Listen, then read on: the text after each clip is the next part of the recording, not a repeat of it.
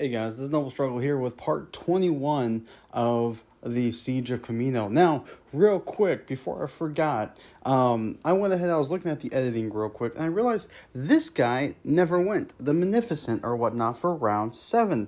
And I was wondering why he hasn't moved, and then I realized I never moved him because I forgot to flip over his dial. So I put this reminder right here that he is going to go ahead and go and finish out his turn. Luckily, he did not die. So, all is well. He will go ahead and use the concentrated fire attack and front firing arc and the front firing arc. Whole lot of dice. Reroll because he has a token for concentrated fire as well. That is that. So he will half the damage. Now down to 2 damage in the crit. He went ahead and redirected one hole, well, shield. And then he'll cancel out the crit. And then he'll, Oh, never mind. He won't cancel out. He has 2 shields, 2 damage there. So he'll just lose, go down to 0 shields, and do a salvo fire back. Salvo fire in the front firing arc.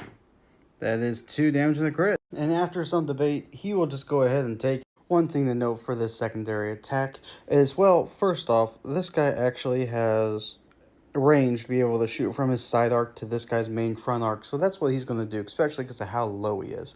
But one thing that I thought is if 2 squadrons are engaged with each other, they can't be shot at by capital ships. But it's called anti-squadron firing rather than just blanket, like Battlestar Galactica just shooting everything.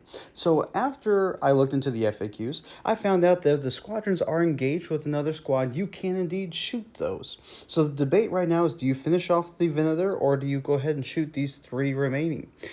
He is going to go ahead and shoot the Venator, but going forward, that then makes a lot more things interesting. And we're not done yet with Armada, so there's plenty more to come. Speaking of side to front, 3 dice, a hit and a negate. And so that negated the crit and the cancel crit, and the hit goes through. And of course, their movement or whatnot, there's not much to move, so he just basically went 1 slight and bumped right into them, causing 1 damage each. This Venator's now at 1 life remaining. The question for the Republic on round 8 is, who will go first? What ship should go first? Is it this Venator to try to take out this province? Is it this Venator to try to take out the Magnificent and then start to recover? Or is it one of these Peltas to go ahead and try to fire into a side arc that's open? Probably this Venator. Ooh, that's tricky. If this guy doesn't go first, he's basically dead. If this guy doesn't go first, then one of these are basically dead. We'll see. All right, Xwing, let's go. As you all know, the GC Consular Cruiser has went ahead and survived and made it to Xwing to help support and take out the squids. Now with that, I have figured out a way to move the dial for right now. I have a paper cutout of a specific dial that I custom made for him off of a really neat website, and same for his card and everything else.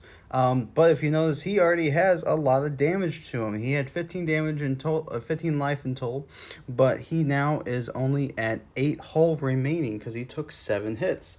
That's because he took damage during Armada. So the rough ratio was, he had 4 health in Armada, he has 15 health in Xwing, so basically half of that is a 7 damage to the Xwing model. So he is not fully functional, but he's still functional enough to come help the fight. Without further ado, let's remove the greens and set the dials. A little bit of narrative story real quick. Shaak Ti's defending against the 2 squids coming in. This turn, this squid most likely would be able to hit the city of Kamino, starting the Legion battle. The other ships or whatnot are trying to tie in the remaining of the scouts for the Separatists. The extra Republic group or whatnot, accidentally nudged that guy, has came in to come help, but is slowly creeping in. More Republic is coming in to try to stop it. But there's something else joining this round. There is something else brewing, and the Separatists are not done with their surprises just yet. And out of the breach comes another squid. No, we have not removed 1 squid from the battlefield. We have now gained a 3rd. And with that, rupturing through the ocean or whatnot, has ambushed the incoming group of Republic fighters, bombers, and gunner ships or whatnot. GC Consular thought he'd be the hero into it, but instead, he is the equal against a new incoming squid. Remember, This guy's speed, whatever he goes, does the damage, and he's going usually 5. 5 can kill any ship he hits. This is the beginning of Xwing. Now, with the new 2 big ships entered the Battle of Xwing, let's set all of these dials and move forward. Alrighty, all dials and shiny things are now turned. Now let's begin. It is the red phase, so Separatists will go first on their move. So the first thing is the HMP running right into my pile of tokens. He went ahead and moved forward 3. He's got a group of B1s that he wants to deliver onto a random place onto the platform. This headhunter went ahead and moved up 3, losing his stress and gaining a focus. By the way, some of you might be curious on who's in the third Aqua Droid. It is a B1 group, a B2 group, and 2 Droidicas, along with these guys. This Vulture Droid went ahead and did a hard 1 turn and calculate. X went ahead and moved up 4 and then target locked the Tri-Droids. The Tri-Droids went ahead and snuck past, doing 3 straight forward. Both LATs went ahead and moved up. I forgot to move this number 2. That's why both of them moved at the same time. But moved up 3. They have not found a way to get a non-stressful action into this turn without being chased down and or shot at. So they are both still stressed. That will go to a lot of those guys as well. This Vulture Droid did a 2 hard right and calculate. V-Wing did a hard 1 turn, still retains the stress because it was not a basic action, but is now in good terms to shoot down that Vulture Droid. V-19 in the back went ahead and did a 1 slight and focus. The Y-Wing went ahead and moved up 2 forward and doing the focus. Arc 170 doing a 2 slight to the left and focusing. Ahsoka went ahead and went 5 forward, then boosted and boosted again thanks to her ability. V-19 went ahead and moved up 4 and target locked Tri-Droid. Y-Wing Bomber went ahead and did a 2 slight to the side. Arc 170 moved up 3. Shakti pulling a near miss, doing a 2 hard right, and using a force to target lock. Anakin went ahead and moved 5 and boosted, but gained some buzz droids. Obi-Wan did 5 forward and only did 1 boost because he would have rammed the squid otherwise, and did a focus. GC Counselor moves up 2, target locks the squid and focuses. The squid moves 5 forward and target locks the LAT and focuses. The squid does a 4 turnaround, and let's be honest, it was within like a quarter of an inch, so I just aesthetically put him there as latching. The squid is now latched on to the fight and is ready to deploy in Star Wars Legion into the platforms. And Not War is the first squid to land.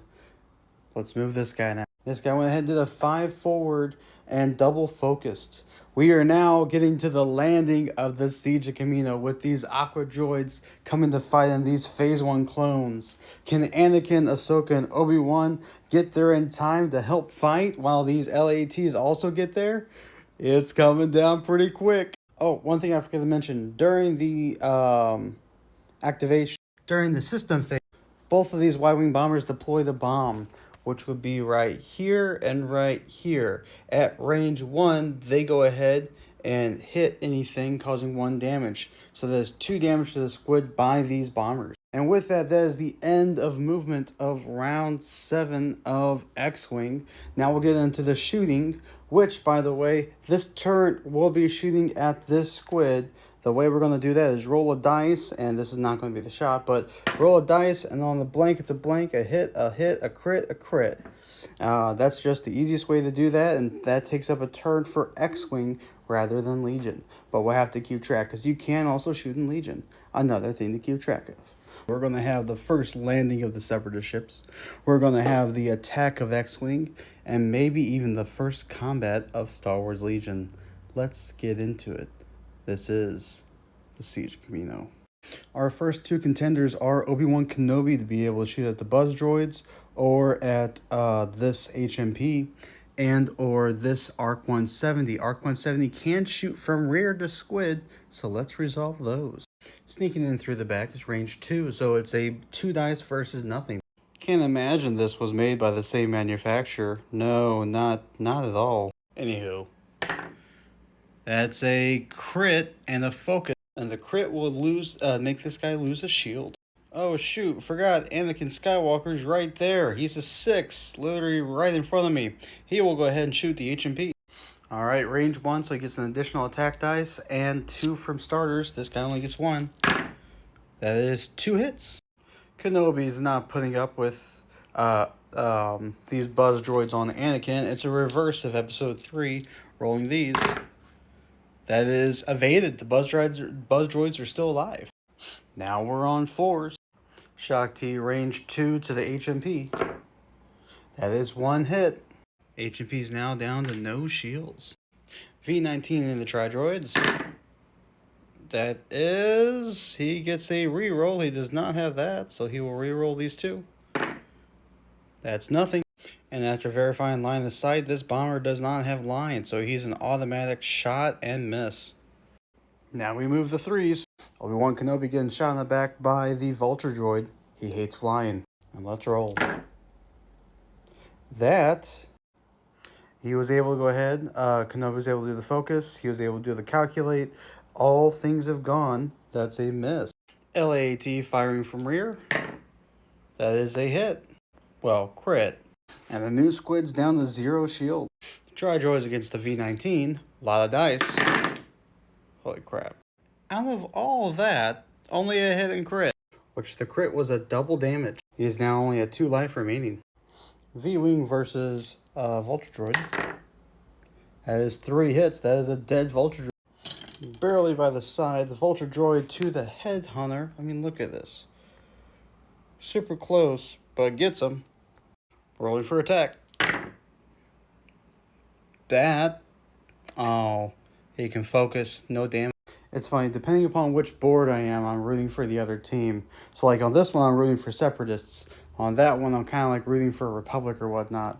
But Separatists keep on getting hit. Ahsoka to HMP. That is a hit and crit. This HMP is now down to only 3 health remaining.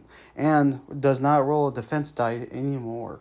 Looks like the Republic will be able to take out this HMP before it lands onto here. Range 1 Headhunter to Squid. That's 3 hits. This Squid's down to only 5 life remaining. He might actually survive and, well, he might actually get killed before landing. That's pretty good news for Republic, although there's so many more squids. I mean, so many more. I think there's at least 3. That's 3 more squid. 4 more squids. That's not even on the tabletop itself that has to still come out. Arc 170 rear to Squid. 1 hit. Other LAT to the rear. Nothing. HMP against Shock T. That is evaded. Counselor Cruiser into Squid Droid. 2 hits. No. 4 hits. Oh my god. And with this nasty card right here, he can just do bonus attack after bonus attack after bonus attack or whatnot. First attack using gun to there. 1 damage. He's going to do this 4 freaking times. Alright, next one. No damage. 2 damage, 3 total. That is 5 damage. Last one. So I had to triple check these rulings just to make sure. And I will tell you what. That is insane. The generic value of this card is good for the 3 damage. But this point defense system where he can spend 1 energy to attack using a 2 damage dice 4 times over when he starts off at 4. Nuts. Absolutely freaking nuts. Basically, we rolled that times 4. He used up all of his energy, but he then decimated this new squid. It's just gone. But next round, next phase, there's going to be another squid and Xwing coming. And it won't necessarily be from the same location. It may be from other places. So we'll see. This is insane. I was thinking this guy was going to come boldly right through. But then realized, really, well, these 4 guys are ready for a counterattack from the rear. And this guy went ahead, and as the Republic player, he didn't move up. He just let the squid try to chase down the other people. And man, it was an awesome pincer between the bombers and everything else. Let's see if they can do that next round, though.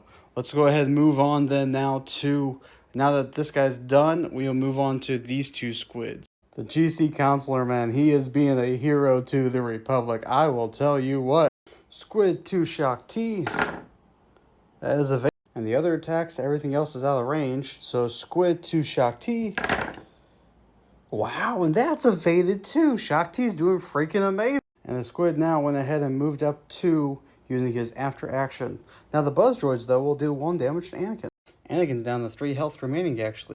One thing to note, this cruiser can't do that every single round because now it only regens 2 energy per round, leaving it to 2 bonus attacks and the main attack.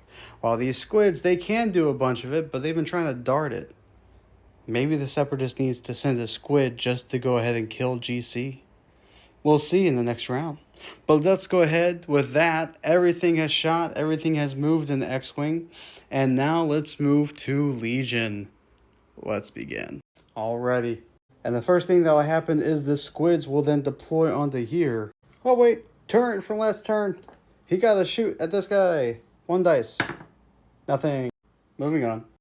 Alrighty, now that these guys are deployed, we're going to talk about how things are going to work.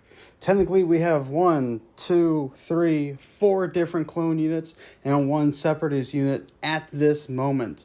The more squids and everything else that comes through, the worse it's going to get. But for the meantime, this is what's going to happen.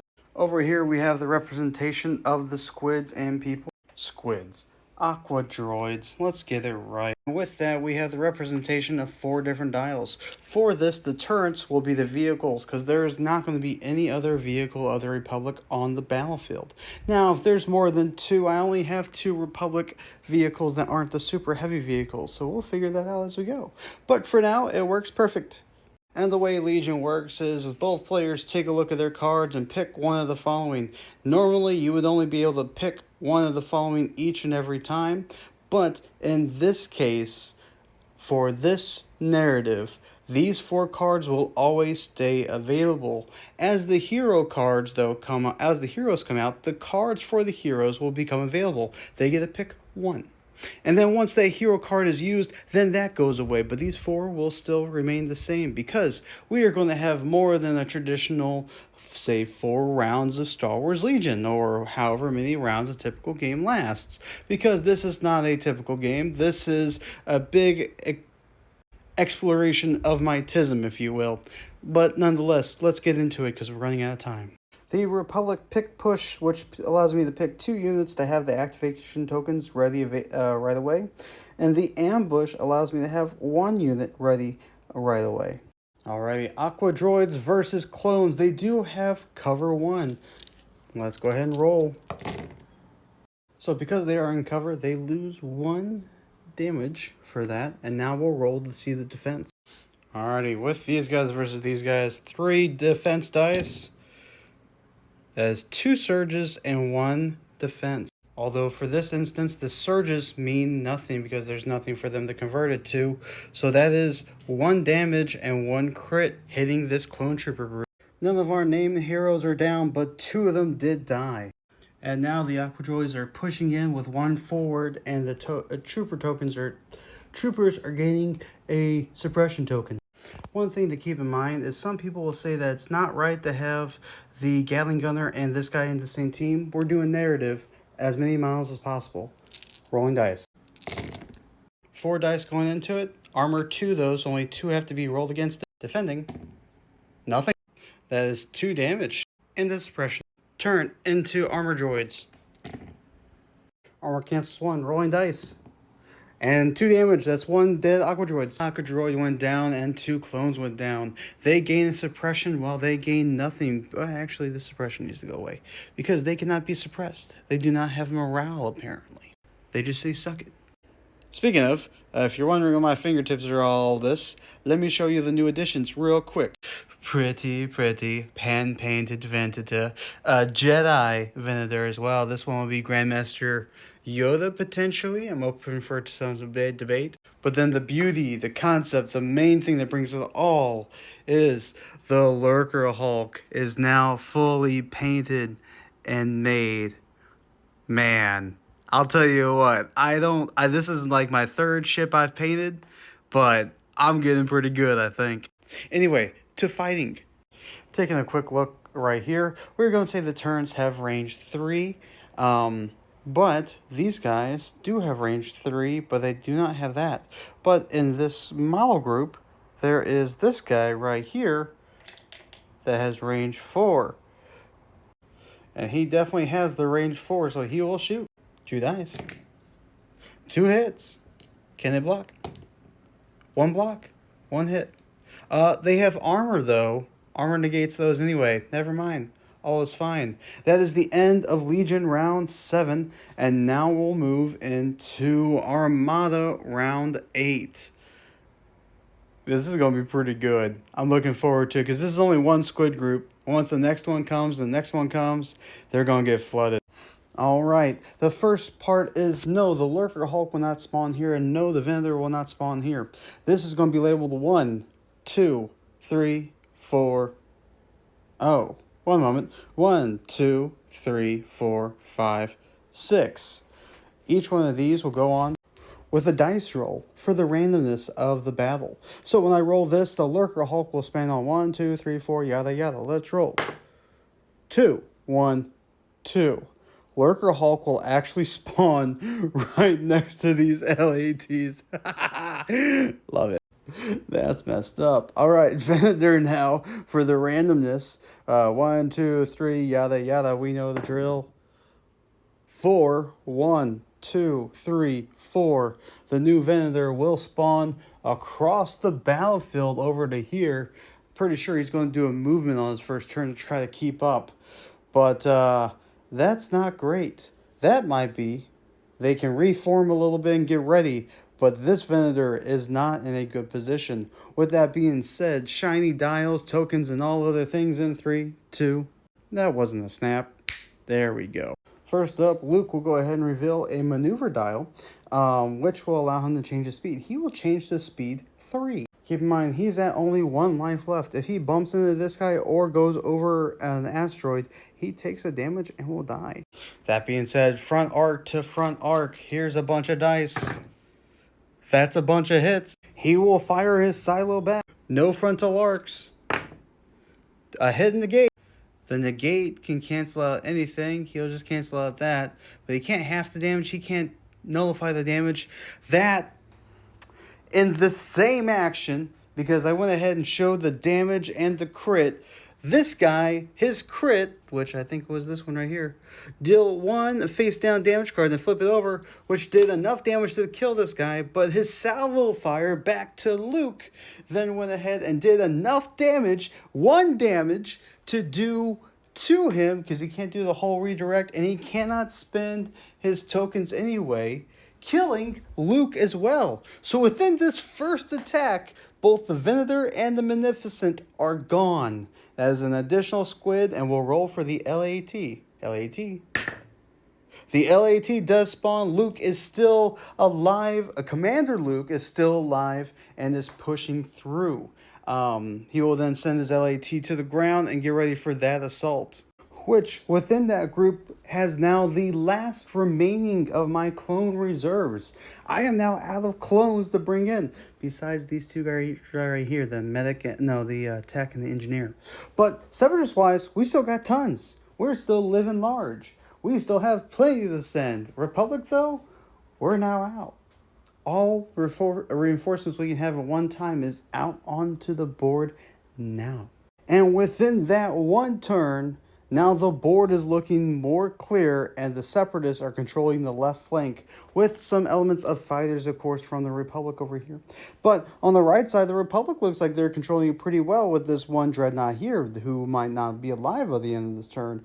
This is now becoming an interesting part with the Separatists controlling the left and the Republic controlling the right.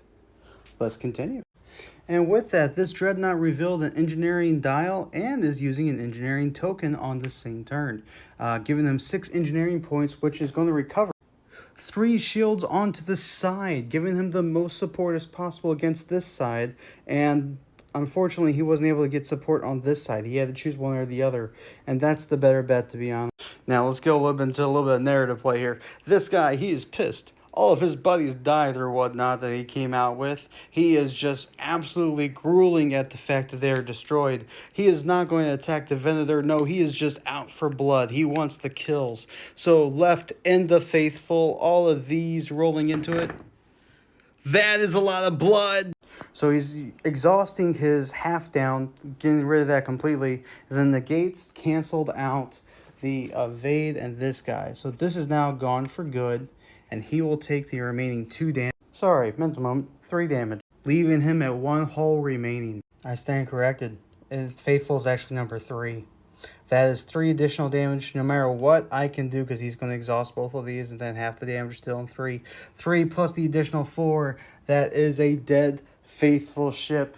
It has ended its campaign, and its KD is higher than its death, and may it rest in peace. Alrighty, I made a system note that a 1 LAT possible for spawning whenever we get an LAT available onto this main part here. And he isn't done yet. He is just tickled. Right side in the Faithful, going into the front firing, not Faithful. Rest in peace. I already have PTSD from it. Into that guy. Rolling.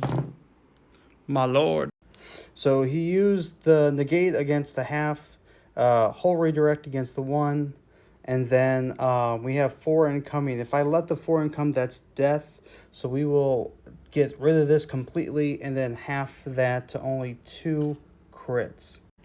Then discard all your command tokens. You cannot have any. Wow, and he had 2. So that hurt. Before attacking, roll 1 fewer dice. Well, I mean, at least he's not dead. But, yeah. After some roll rating or whatnot, no matter what he could do, he ends up overlapping this asteroid, revealing a crit face down damage that shows an additional damage. So he's now down to only 2 life remaining and has his rear end exposed because he couldn't go all the way through the asteroid. Now, it's the Republic's turn. And he showed a engineering token, which allowed him just to repair the 1 side shield that was damaged. Everything else is just fine. Now he'll fire from his side arc to the back arc, and we'll see how this goes. He will cancel out the crits and negate the 1 hit because he cannot take it, and he'll also salvo fire. Salvo fire back to Johnson. That's a negate and 2 hits. Johnson went ahead and halved. He went ahead and halved the damage, which took out 1 of these and then took away the crit, so that's 2 hits. He took the 2 hits onto the shield. But those 2 hits still are coming in, and he has to spend this to stay alive, leaving him at 1 health remaining. Wait! He cannot spend exhausted tokens. That is a dead dreadnought. And now with that front firing arc into these guys, blue and black, into the bombers. That's 1 hit. Blue and black into the bubble ups. That's another hit. I just realized he has an engineering token. He spent that to recover 1 more shield. And now he'll move 2. And with that, that's now Johnson's movement. They are now getting ready to attack their next targets. And hopefully this backup vendor will be able to make it in time to save them all. Oop. Screwdriver. And now it's the Separatist turn. And they will go ahead and move this Dreadnought, moving him off the map. He will rejoin next turn, facing this way and going back in yet again. But for now, he has gone off here or whatnot. And with that and the time left, I will see you guys next time in the Siege of Kamino. This Armada may be coming to a close and the last difficulties here, but we still have so much more to get into. If you noticed, we have changed the base plate. We now have the upgraded from the Battle of Naboo base plate. Now I realize the model though, I can't use the big stand because the model needed to be on a bigger scale. I'm working on that. But for right now, this is our Lurker Hulk. Alright, Pelta will go ahead and activate. We're still on round 8 by the way. V-19s and the Hyenas. Wow, nothing. The Max Squad coming in to attack the Hyena Bombers. Wow, nothing there too. Alright, side arc into Hyenas. Finally, the last kill for these Hyena Bombers. They are now gone. I have painted them pretty well, by the way. If it shows here, they even have the little red parts and a couple other things. But the camera doesn't like to focus in that much. Alright, now second attack into the Bubblers. That's another damage. And narrowly avoiding Specialist Johnson, he went ahead and did a 2 kind of almost hard left in a sense. And the Lurker Hulk will do a concentrated fire, but store the token. And for his attacks, he'll use this firing arc onto the side to attack both LATs. First one, 2 damage. Second one, 2 more damage. This Lurker Hulk is not playing around. He's automatically doing as best he can. Now on to these V-Wings. Nothing. And then now on to the Bombers. 2 hits. Now with his new card, with his new template, one thing that I don't necessarily enjoy too much is his number 2 movement is just the speed forward. It doesn't change anything. I actually enjoy this part here where the 2 speed can adjust one direction or another. So I think I will keep the playing of this maneuverability, but with this guy. This is still an experimental card or whatnot, an experimental guy, but for the sake of it, we're going to keep this 2-speed change. Because otherwise, he'd just be going straight forward, and that's not really fun. So, he went ahead, he did 2 forward in the slight, but because he's so big, you can't really tell he did too much. But that is the Lurker Hulk's move for now. Alrighty, last Venator shows a movement dial. And with it, he kind of had a boring turn. There was nobody in range at the beginning, and he just is moving 3 forward. Now it's on to ships. Well, squadrons. V-19s and 2 HMPs. They can reroll 1 dice. Nope. Other V-19s, the HMPs. That is 2 hits, and they can reroll 1 because they're engaged. Okay, still 2 hits. And now it's the Separatist turn for the fighters. HMPs into V-19.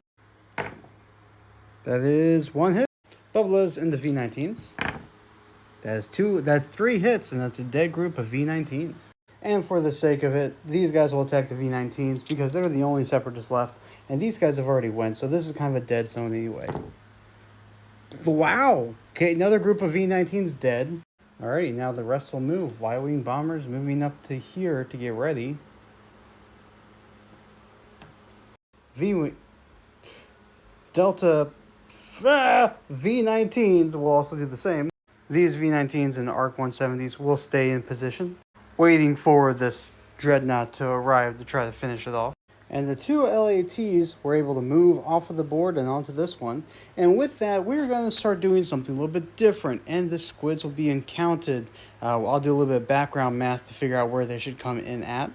But during now each round of Armada, we will then move these guys along the same distance as Armada ships would be allowed. And they'll secretly keep on moving through or whatnot. So these LATs may eventually get to the end before they even arrive on the Xwing.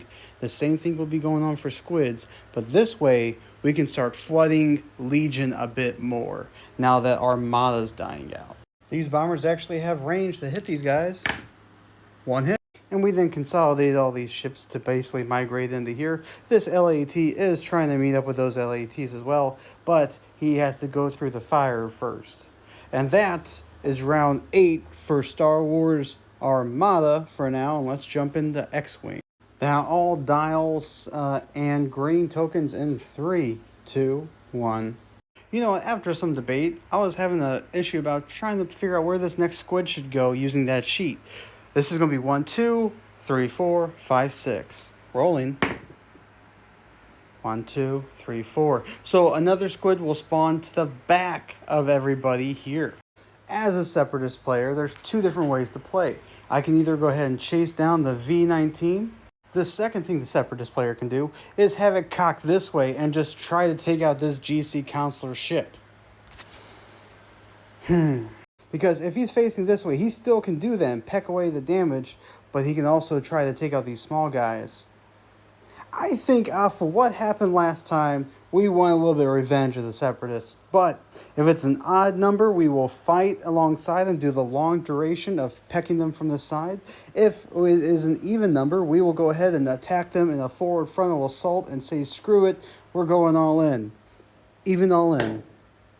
We're going all in. And we'll keep that stay there. Now, this is a surprise deployment, so I've already set the GC Counselor ship to a movement, pre-thinking about the idea of what we want to do. This squid, though, has the benefit of now changing its style or adding its style after this guy's already set it. Anyway, let's set these dials and begin. Alrighty, the dials are all set. Let's begin.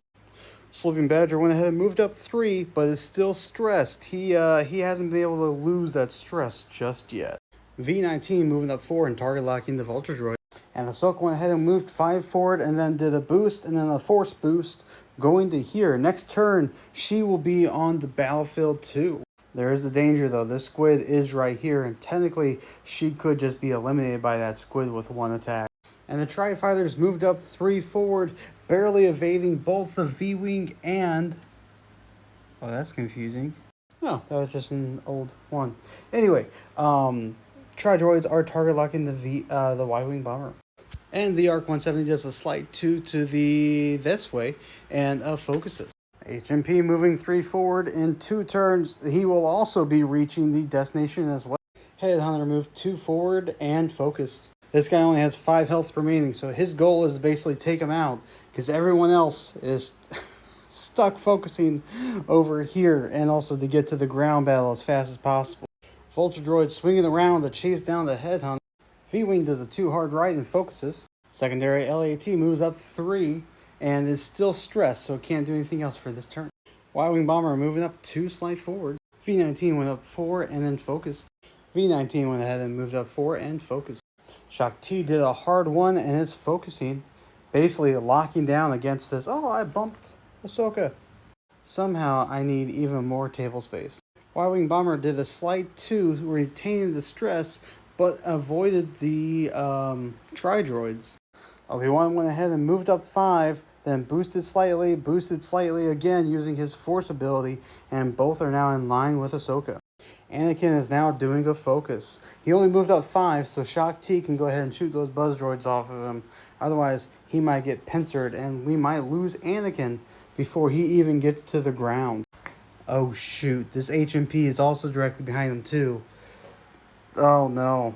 The Republic player did not think of that.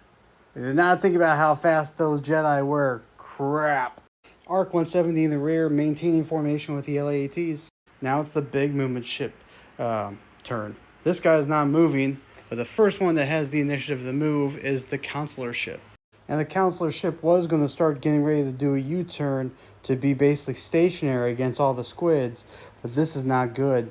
He's went ahead, did a 3 hard turn, and is stressed, so he cannot perform any actions either. And the squid rams into him, going 5 forward, but only able to complete 2. So that's 5 damage to both the squid and the big ship. The squid is down to 9 health, and the GC Counselor ship is down to 8 health remaining. And this squid goes ahead and turns around and does a 4 turnaround, latching onto it. And the beginning of Legion next turn, they will have squid droids as well. Well, aqua droids. And we'll see you guys next time in round 8 of the attack phase of Star Wars X-Wing. There's a big clash over here. There's a huge clash here with all of our Jedi versus the squids and an HMP and buzz droids. And there is I think everyone avoided each other besides the LATs being able to shoot the tries over there. But then Legion is going to start kicking off. Definitely by round 9, all those Jedis will be in, more squids will be in. We're going fully into Legion. The first person to shoot will be Anakin and the squid. 3 dice. 2 hit, 1 hit. Oh, 3 hits because he has a focus to turn those over. And with that, all shields are popped. He's down to 10 health remaining. Now, he's the only 6 on the board. Now it's Obi-Wan's turn at 5, rolling 3 yet again. That is a hit and crit. He gained a turret disabled. So I get to flip over one of these 2 cards and make them offline. And I made this guy offline. And when he suffers a damage, he will suffer an additional damage next time. Now Shock T's turn, still within range 1 into the squid, but she rolls 4 dice because she has the ETA2. That is 2. Oh, target lock, reroll. That is 2. Oh, she has a focus. That is 3 hits. And this squid is down to only 4 life remaining, and still Ahsoka has to fire. V19 into Vulture. That is 1 crit. And this guy's still alive, but after he moves through an enemy ship or adjust, or an obstacle, suffer 1 damage. So basically, if he flies over anything, he will die. LAT from rear to tries, rolling 3. 2 hits, nothing to do on either of them, so that's 2 damage. killing one Tri and leaving 1 damage on the remaining Tri-Droid. Removing this guy real quick. Range 2 to range 2, rolling. That is a crit coming in. And luckily he has a shield. Tri-Droid against Counselor Ship. Range 3. A crit and a hit. His extra weapons is offline and he recovers 1 less next turn. That is a serious hit to the Jedi Counselor Ship. GC Counselor, not Jedi Counselor. You know what I mean. Ahsoka, range 3 into Squid. She has no extra ability. She can use the Force. Ooh. She can turn 1 of those to a hit. So there's not much going on there that affects this guy in general. But now he's 1, 2, 3, 4, 5, 6, 7, 8. He's at 2 life remaining. He's got to get the rest of his group out. Otherwise, they will not deploy. Range 1, HMP into Kenobi. That is a solid hit. That's 1 damage in total. But that was an awesome attack by the HMP. V19 versus Vulture. He has a reroll. Doesn't do anything. V19 into Tri-Droid. That is 1 hit. Tri-Droid is now down to 1 life remaining. Rear of LAT to Tri-Droid. That's evaded. He's still living. GC Counselor into Squid Droid. That is 2 hits. Well, I hit in the crit. I gotta research what a jam token is again. So basically it cancels out a hit, target lock, a focus, those things. He doesn't have anything onto them because they bumped. So he'll get a jam token and cannot do any of those special abilities next turn. Alrighty, now he's going to go ahead and spend those 2 energy to go ahead and flip this guy back over again. And then this will go down 2. And then what will happen next is he will only gain 1 for this turn, so that's good. And then we'll just do the shields after the attack. 4 dice into GC Counselor. That is 1 hit and 2 crits. After all that, he's still alive, but he's only at 3 health remaining. He took all those extra crit damages, gained a jam token and everything else, and he is still kicking, but he probably won't be for much longer. Keep in mind, he's already took out 1 squid. He's came in half damage from Armada, and he is kicking butt still. But dear God, these guys are pummeling this new GC Counselor ship or whatnot because they want to make sure they have a free reign for squids to keep on running through. And even though the Republic still have plenty of fighters, they have no more GC Counselor ships. Oh shoot, I forgot. This guy still needs to shoot this guy. 2 dice, attacking for 1. That he has a target lock to reroll. And he has a focus to change the mode. There we go. And that's another couple of hits. That's 1, 2, 3, 4, 5, 6, 7. He's at 3 health remaining. Honestly, all 4 big ships are almost dead. But now it's their turn for payback. Squid versus Kenobi.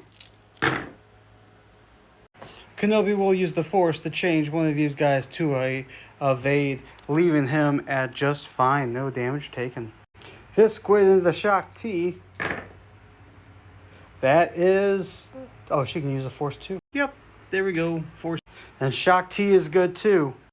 With that, all these guys have now shot. The only thing we have to left to remain is the Buzz Droid, which will do a damage to both Anakin and Obi-Wan ships. And I'm out of big damage cards. I'll tell you what, if Anakin and Obi-Wan wasn't going to make it into the city of Kamino here next turn, they would potentially both be dead. And with that, that is now the end of Xwing, and now let's set up for Legion. But the first thing we got to do for Legion is deploy the B1s and deploy the Aquas. And all of a sudden, the Separatist forces are starting to make landfall. And the clones that are out onto the tabletop for right now are looking really thin. Honestly, we only got 2 squads of B1s. Correction, phase 1s and 2 turrets. That's all the Republic has. But 3 Jedi are coming in next round to go ahead and help. But they're going to need these LATs to get here sooner rather than later. And these Aqua Droids are close to the first objective right there, and these guys are close to the secondary objective in the center. If they take out these clones, they're halfway to already winning the ground battle. Alright, the B1 group is set up with Owen in the lead, Farquaad as the machine gunner, and Logan as a B1 on the side. Alrighty, Republic is choosing the ambush, while Separatists are choosing the push. Republic will go first. And one thing I'm still trying to remember and or figure out, do I roll all the dice together in one, or do I roll them separately per weapon? Let me read real quick and find out. Alright, to my understanding, you roll them all together. So all of these dice versus Aqua Droids in 3, 2, that. And thanks to the heavy weapon or whatnot, he was able to change a surge to a crit. But these two go into the armor, so only one damage can be blocked by the droids. Basically, we roll this and see what we get. Ah, that's cocked. Try it again. Nothing. So there's one hit going into the Aqua Droids. And they are a 3 health menace, so they do not even die by that. Oh, sorry. Technically, that suppression goes away at the end of next turn because you lose 1 per every phase. And then, so they're going to aim and then shoot. So the aim will allow them to reroll 2 dice, rerolling 2 dice. And that is a hit and a surge, which they can't convert the surge, but the hit can possibly go through, and we'll roll an additional dice. It does not, so nothing of that mattered whatsoever. Moving on. All these going into clones, they have cover 1, so 1 damage will be avoided. 1 damage avoided, and then that's a hit and a crit. They will have to roll to defend. Rolling 3 defense dice. That is a save, and I think 1 is dead. No surge abilities or anything, they're basic clones. And that buddy right there's gone. And for this Kevin guy over here, we do technically have 1 reg still alive, and we'll call that guy Kevin in the turret. And to finish off their turn, the Aqua Droids have moved into melee range against the clones, making sure that no other clones can shoot into them. Now here's the tough call. Turret into B1s or turret into Aqua Droids? Honestly, I don't know. The B1s are going to decimate clones easier, but these Aqua Droids are going to be hard to kill, and this guy rolls a 3 dice. Let's leave it to fate. Evens, battle droids. Odds, Aqua Droids. Even battle droids. Alright, against battle droids. 3 hits! Hell yeah! With that, Separatists get to roll 3 defense dice. 1 is alive, 2 are already dead, leaving this down to 7 B1 battle droids.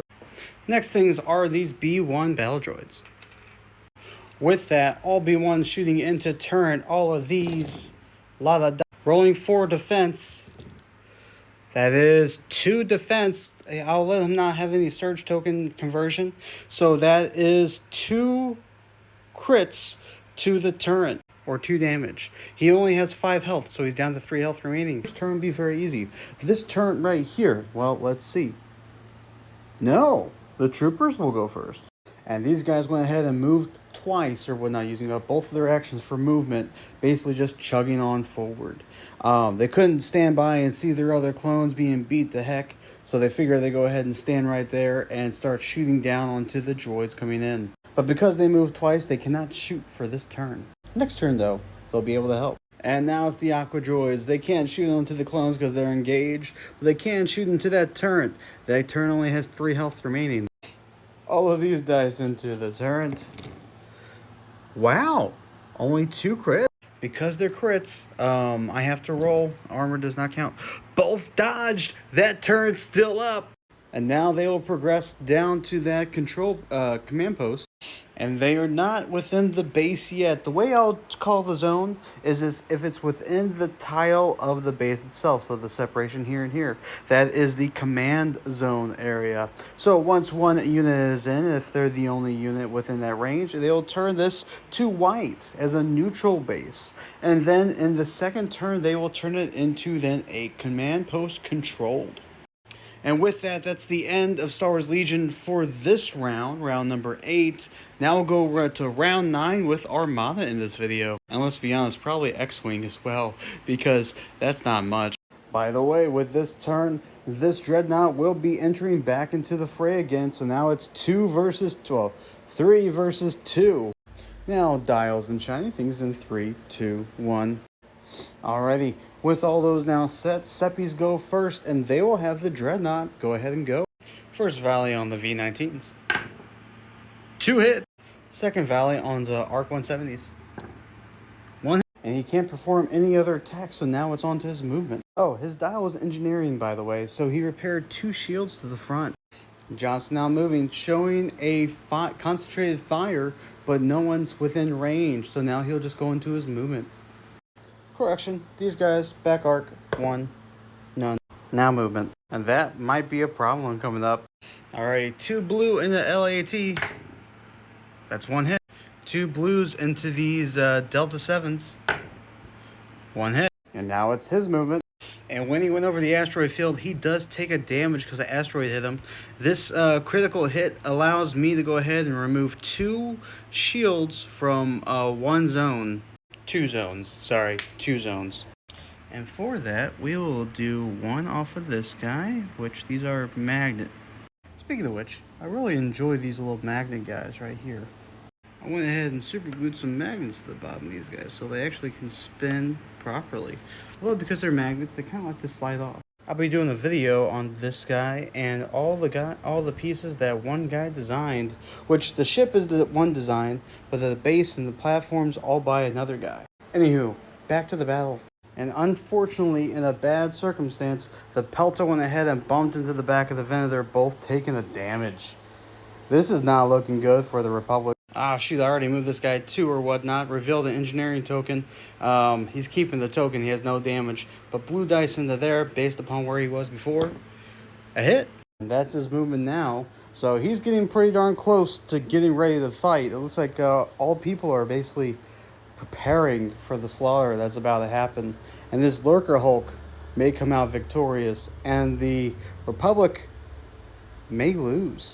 And with all the big ships now moved, now it's on to fighters. It is red phase, so Separatists go first. HMPs versus V Delta 7s. 2 hit. Counterattack. Nothing. Bubble is in the V Delta 7s. Stroke moment. 2 damage. It's going to be enough to kill it. Counterattack. 1. But he automatically has a dodge because of the HMPs next to them. So that is a dead group of Jedi fighters. Y-Wing bombers in the HMPs. 2. That's a dead group of HMPs. Y-Wing bombers into bubblers. That's another hit. V-17's pushing into the bubblers. Arc 170's into bubblers. Oh, that's not the right dice. That was for them. Shoot. That was that attack onto them. Ouch. Counterattack back. 1 damage, so he's down to 1. He's lost 4. Arc's now fighting them. That's a dead group of these guys here. And awesome dice. Oh my gosh! Still alive. And Luke is bolting it out, moving 3 that way towards the X-Wing battlefront. These Arc 170s moving up 2. Gosh dang it, this person called themselves Delta 19s. We know those are V19s. Anyway, those guys do the same movement. Y-Wing bombers push up 3. V19s push up 3 as well. And with that, that is round 8 of Armada. Not a lot of craziness, but some still deaths. Moving on to X-Wing. Dear God. All 3 war games are now in one. Oh, my super glue is still open. In one video. I'll tell you what, we're about to see like 5 or 6 deaths here in this X-Wing game. Anyway, dials and all that madness in 3, 2. Alrighty, with that, now let's begin our movements. 2s go first. V19 doing a hard 2 right and focusing. LAT doing a straightforward 3. Tri-Droid doing a slight 2 and target locking the GC counselor ship. Ahsoka moving 5 forward and making it into Starwars Legion. And with that, she goes and flies right in, and she is dropping herself there. Yes, this is Kenobi, but aesthetics-wise, it's going to be Ahsoka. We'll save you for later. HMP moving up 3. Headhunter moving up 2 and target locking the squid. Vulture Droid moving up 4 and target locking the Headhunter. LAAT pushing on 3, still stressed, but they're trying to rush to go ahead and get to this point of dropping off more troops. V-Wing target locking the Tri-Droid, and we have a friendly collision. Arc 170 bumped into V-Wing. No actions can be taken for the Arc 170. Y-Wing Bomber moving up 1 and focusing. Axe doing a 2 hard turnaround, looking like he's going to go try to help the GC Consular ship. Y-Wing Bomber moved up 1 and focused. Obi-Wan Kenobi moved up 5 and got into the zone and now is deploying on the Legion. Obi-Wan Kenobi coming in and will be deploying over here in front of these Aqua Droids. Shaak Ti doing the hard 1 and target locking the Squid. In a chain of target locks, V-19 target locking Vulture Droid, that's target locking the Headhunter, that's target locking the Squid. Arc 170 doing 2 forward and focusing. Anakin blitzing 5 and then doing a boost action to make it in as well, leaving the Buzz Droids off to the side. Pretend this is the yellow ship. Anakin goes right next to Ahsoka, and they are both hungry, ready to fight to hold the front line and support those clones. And with the jam token, he can't do any actions. He moved 1 forward to get rid of the stress, but he pretty much knows what's about to happen. It's Squid time. Oh, by the way, while we're looking over here, these LAATs will just scoot on up right here. He did repair 2 damage cards now. And the Squid is just not caring. He is ramming 5 forward. Let's see where that places him. And of course, that barely clips him. Actually, barely, right? If he did a 2 slight, he might have been okay. But barely clips him, doing 5 damage to each because that was the movement he did. I haven't got to the GC Council yet, but this guy has the crit up where when he overlaps, he gets dealt an additional 2 crits. So let's see what those 2 crits are. And it looks like nothing good. But he is still alive, but he gets 2 jam tokens. He suffers the 1 shield and the 4 damage, leaving him at 16 damage in total, and he's at 15 life. And that is our dead GC Counselor ship. He basically took out a second Squid. He's down to 1 health remaining. Probably can't get killed this turn, but next turn he will. That was a good run, and that is the end of his reign. Needless to say, these guys don't move because they're still deploying troops. And with that, that's the end of the video that I can today, and I'll see you guys next time in the Siege of Kamino in the attack phase of Xwing. We got quite a few different fights going on, and it looks like the droids are going to get some reinforcements of some kind, at least these 2 potential... Ooh, depending how it shakes out, maybe not. They have the potential to take out both of these Squids next turn. Anakin and Obi-Wan are gone off of the stage, so now we go down to this number 5 arc here. Number 5 arc has no one to shoot at. Number 5 arc is very lonely. Next is Shaak Ti into Squid. Let's begin. Shaak Ti has a that thing, target lock, and only needs 3 hits to kill the Squid. 3 hits. 3 hits. Believe in the Force. Well, a hit and the crit. Oh, target lock. Reroll. Okay. Alright, so a hit and the crit. And they gained 1 jam token. Oh my gosh, I'm mental. This guy had shields. So he only... Oh my gosh, he still had 3 damage. So, Separatists have the initiative because it's on the red phase over there. So, Vulture Droid into Headhunter. That's not a lot, but he does have a target lock, so he will re-roll all 3. That's a crit. Alrighty, so he cannot perform any more actions and is down to 1 health remaining, but is still alive. And with that, the HMP has no targets. The Tri-Droid has no targets, so now it's the Republic. Every number 3 will go ahead and shoot. Range 2, Headhunter into Squid. 1 hit. He gets a reroll because of target lock. A hit and crit. And the 9th hit is... You perform an action, roll attack dice. On the hit or crit, suffer a damage, then repair this card. So they still gain a jam token. He's down to 1 health remaining. 1 health remaining. And basically, on his next action, he will then go ahead and potentially suffer a damage.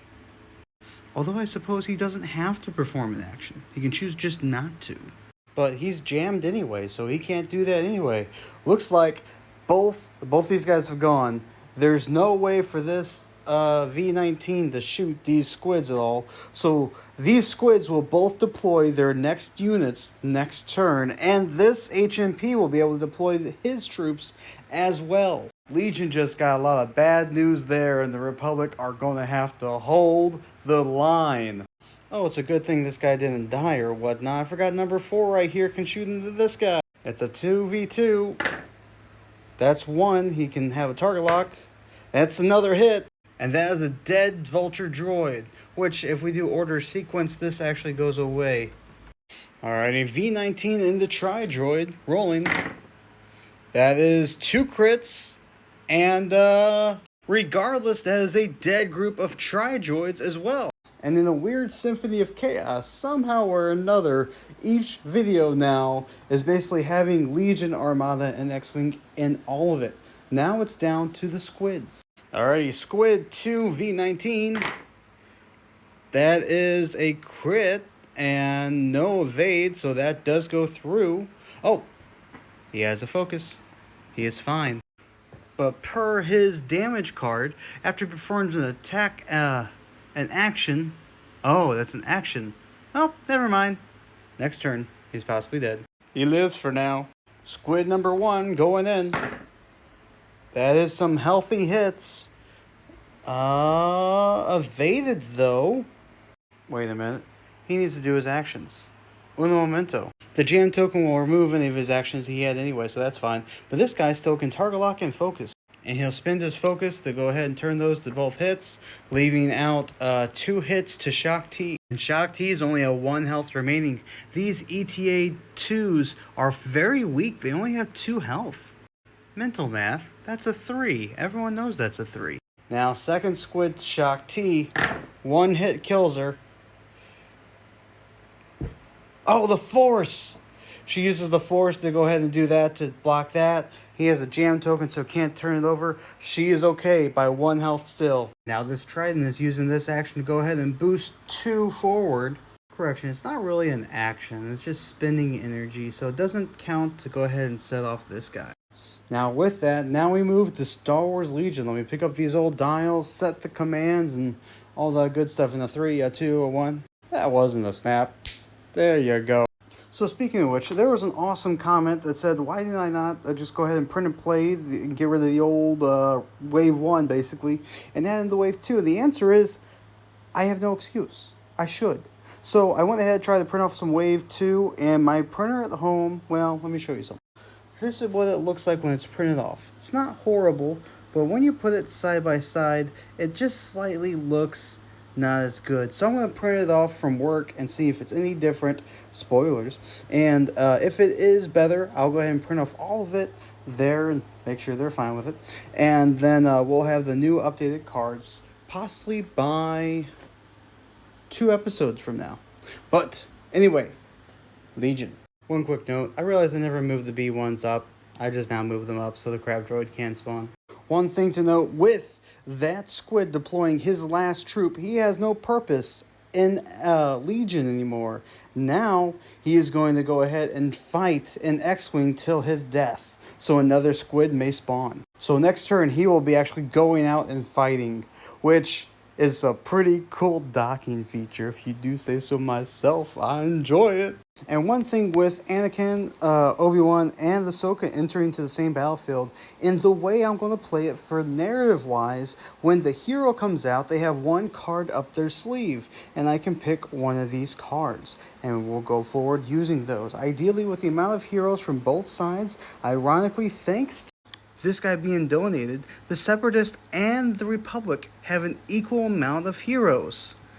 Besides Kenobi, besides Rex and Cody, now that I think of it, but equal enough that I'm okay with. So whenever one of these heroes comes out, we get to pick one of these cards from each set. Let me go ahead and read them over, and then I'll show you what I pick.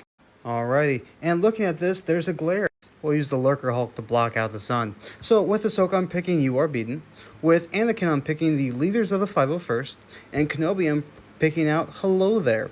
Each of them have their own reasons, and basically what I'm thinking is Ahsoka and Obi-Wan are going to be my main hitters. Anakin is going to be the leader because the 501st is with him, so he wants a more leadership card, and the other things of swapping between what he has, what he doesn't have, and all that might be forgotten with how big of a game we're going with. So these are the best for what I think this scenario will be. Let's move on and add them into our deck. And I will just go ahead and pretend like the Separatists can't see that the back of this card is this one. But luckily, it's just myself. I don't have to trick anyone. And all of a sudden, my Legion stack of troops is starting to gain pretty big. Quick question for you or whatnot. We are nearing the end of the Siege of Kamino, which means I need to start playing my next ones. The trench run, I already have down pat. I'm pretty well squared away there. But the invasion of Kashyyyk, I have a question. I'll be quick because you want to see this, not really talk about that. Invasion of Kashyyyk. What I'm thinking is table like this, a 3x3 table for X-Wing only potentially, and then that table there. Basically cutting the distance of X-Wing in half because the travel time's not great. And if we cut this table in half, it would make this game go faster, and action throughout all three at the same time. Let me know your thoughts in the comments. Let's continue. Now, with this phase, the Separatists pick push and assigned command tokens to both Aqua Droid units. That guy over there too. Then the Republic, you are using Ahsoka off the get-go with charge and an instant attack into the Aqua Droids. If she kills one or more enemies, she can make 2 attacks. Now, the rest of this card states that after she attacks, the unit may retreat or whatnot to kind of compensate. But there is no retreat.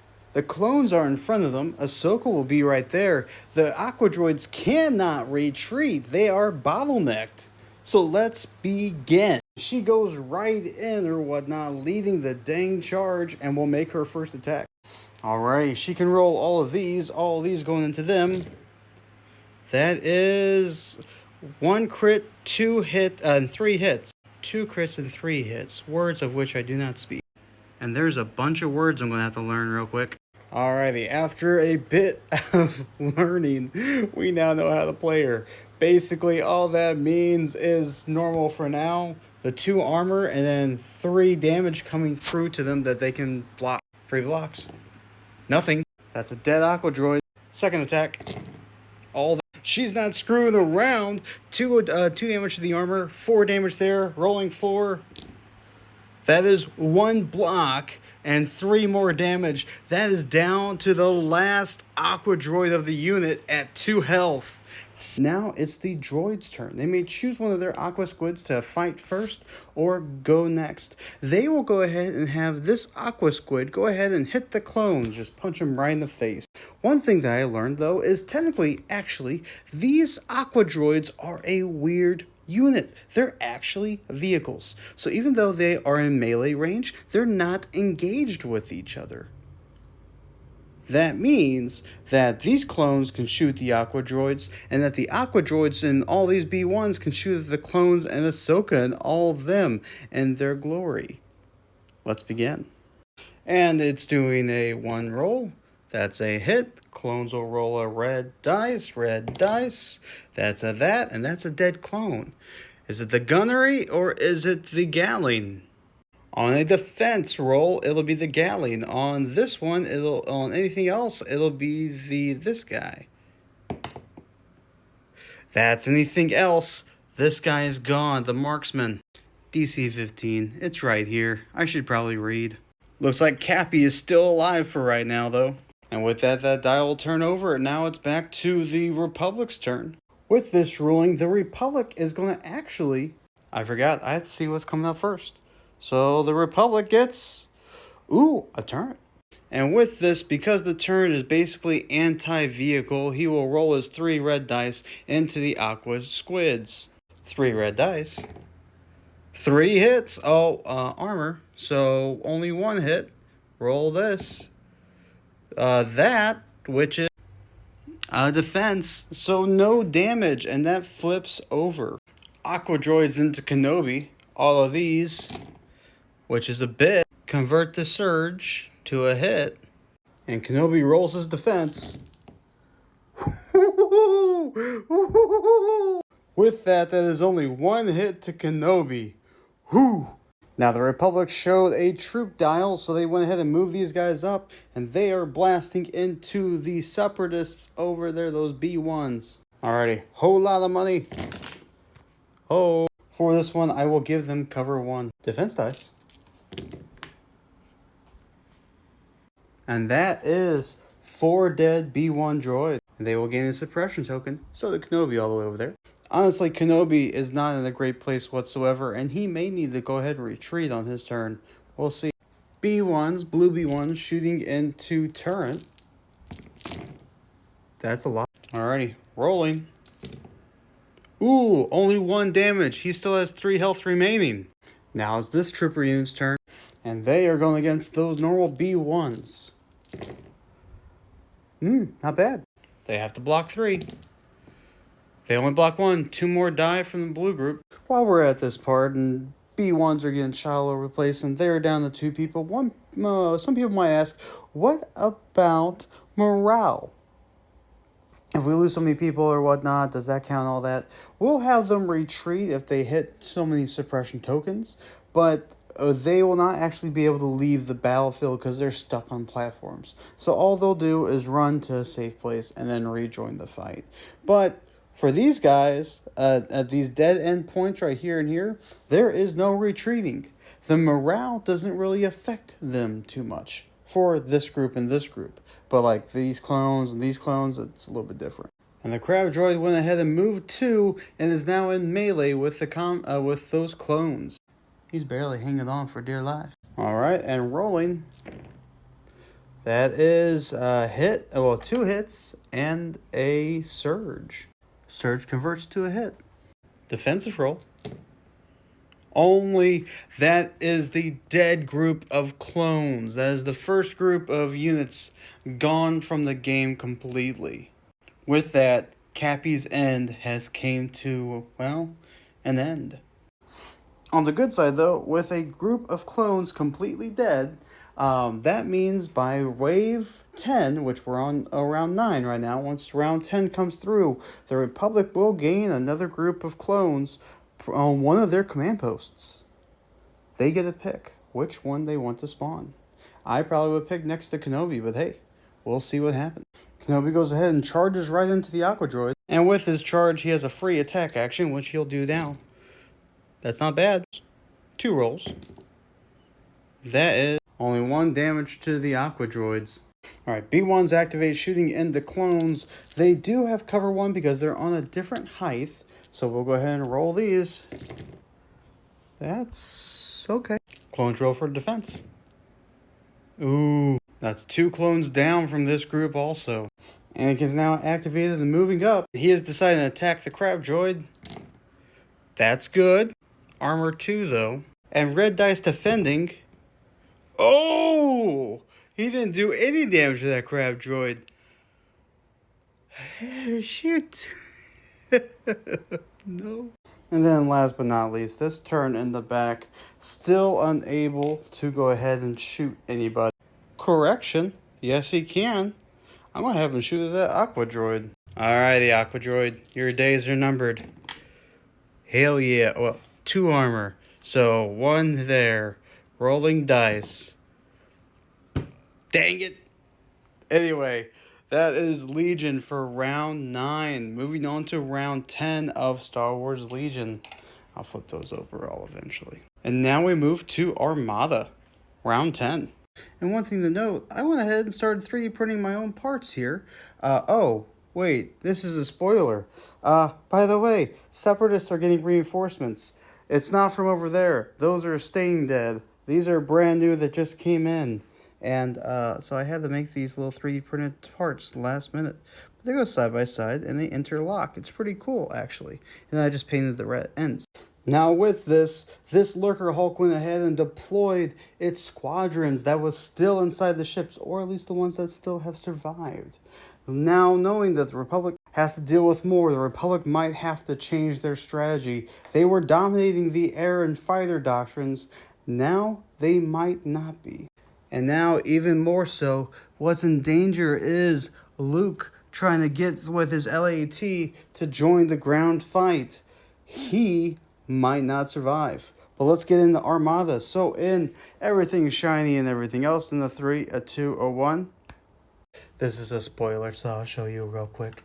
But this is not going to be for the Siege of Kamino. Separatists do not need any more help. But I found out I can 3D print this myself using my Bamboo Lab one that I went ahead and showed the videos.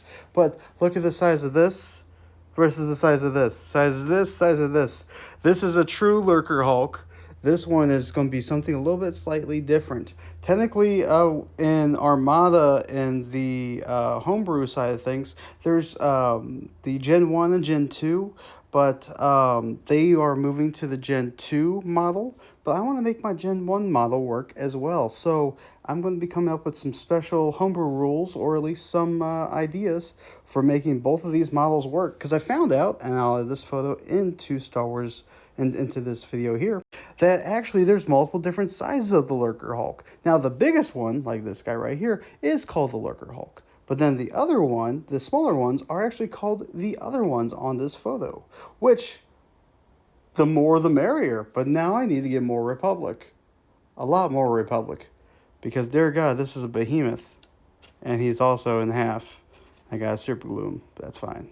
Alrighty, the Republic will go first with that back Venator that he shows a concentrated fire action, which he will reserve, and is pushing up 3 towards the fight. Gosh, I don't know if Republic's going to win this anymore for the Armada, because Separatist keeps on getting all these donations. Oh, Republic needs more love. And the Lurker Hulk showed a repair token, which is going to repair this shield and this shield back up to 4. Alrighty, and he's going to go ahead and do fire on the squadrons. 2 blues into V19s. 2 blue in the ARC 170s. 1 hit. 2 blue in the LAAT. 2 hit. 2 dice going to those V19s. Last fire in the Y-Wings. No hit. In total, this Lurker Hulk is kicking the crap out of all these fighters. Holy crap. And with that, let's do his move, and then that'll be it for this video. And the Lurker Hulk just pushing through all these squadrons, pushing to the sides. We're going to have a massive dogfight, and the Lurker Hulk looks like to be right in the middle of it. The Lurker Hulk has moved, that Venator has moved, and nobody else has moved. I was kind of pre-looking at some things. But anyway, now it's Republic's turn to move. And the Venator went ahead and showed a concentrated fire, which means he can roll an extra dice if he could, but he's not in range of anything that I know of. Nope, by a hair. So he will now just perform his move action. And with that reposition, he is now ready. This Penta, man, Pelta, needs to go ahead and slow down to start compensating again. I hope the Republic picked the right action of slowing down at this round or whatnot, but we will see. But first, the Dreadnought's got to go. And he's picking on people today. 2 dice. 2 hits! Dead group of V19s. This guy. Nothing. You served long and hard, Delta 19s. That's not what your name actually is. We know it's V19s now, but you followed me blindly anyway. I appreciate you. He showed another repair action, by the way, and repaired this shield and that shield. And now he's moved up, ready to fight. He's still only at 1 health, by the way, but he's recovering enough shields to be now a threat to the Republic. And it was not a maneuver dial yet. Hopefully next turn it is. Right now he shows an engineering dial and repaired a shield and a shield. And within some luck, he now is not bumping into the Venator and is now fully getting ready to press all 3 into this Lurker Hulk. But this Dreadnought, man, that Dreadnought is going to be so vital with this attack. Anyway, let's get into it. Now it's on to ships. We are on blue phase, so blue goes first. Within some internal debate, the first thing they're doing is sending this LAT out of here to make sure that Luke survives. Otherwise, V19s into bubblers. That is 1 hit. They're at 1 health. Now it's Seppi's turn. They'll have this guy attack. And... ooh, I need to think. I realize that the Republic actually can reroll 1 dice if they're engaged with another friendly. So they reroll 1. That is a hit, killing the bubblers before they can attack. Alright, Vultures into V19s. 1 hit. Tri-droids into V19s. Oh, I need to roll that 1 again. I actually knocked it over. Okay, 1 hit. Alrighty. Arc 170s into the sides. 2 hits. If only those V19s over there stayed alive, that could potentially kill that this round. But because they can't, that's it. That's the most damage this guy will get this turn. And the Y-Wings are not forward. They are moving up 3 to try to cover down to take out this Dreadnought. Both the Bubbalas and the Vulture Droids going into the V-19s. But because we're in the squadron phase and the capital ship has not activated them, they only can move. They cannot shoot. So now it is the Republic's turn. They are taking the sacrifice to lock down these V-19s from coming over to this Dreadnought. V-19s against Vultures. 3, 2, 1 hit. And then the Republic is moving these Y-Wings over to here to get ready for the Dreadnought. Not where he is, but where he will be. And that's freaking Dingo still alive and kicking in this game. And both the Tri-Droids, moving speed 5, which is insane, rush out to go join the X-Wing fight. And the Hyena Bombers are also following along. The Hyena Bombers are just a little bit farther behind, but they'll be able to join in round 11. And to finish it off, these Y-Wing Bombers will basically go right here. And then this awesome dice and the ARC 170s will move up here or whatnot. And a quick summary of round 10 for Armada. Honestly, I am not meaning to make this as balanced as it is. I'm trying to make it balanced, but holy crap. Now all of a sudden, the Separatist still has a good fighter force. They're about to send more fighters to X-Wing to help them out. And we'll come back to Armada. Now let's get into X-Wing. I can talk about this all day long. There's a random remote. Someone was watching TV while working on the next Lurker Hulk. Anyway, for X-Wing, let's go ahead, set the dials in the 3, a 2, a 1.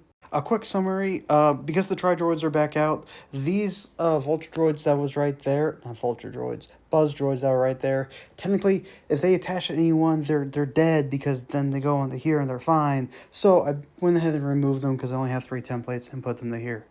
Moving on. Alrighty, all the dials are now set for X-Wing, including the 3 new Tri-Droids, and let's... Wait, something else is coming from the breach! It's the 4th squid. Now we have 4 squids in Noble Struggle.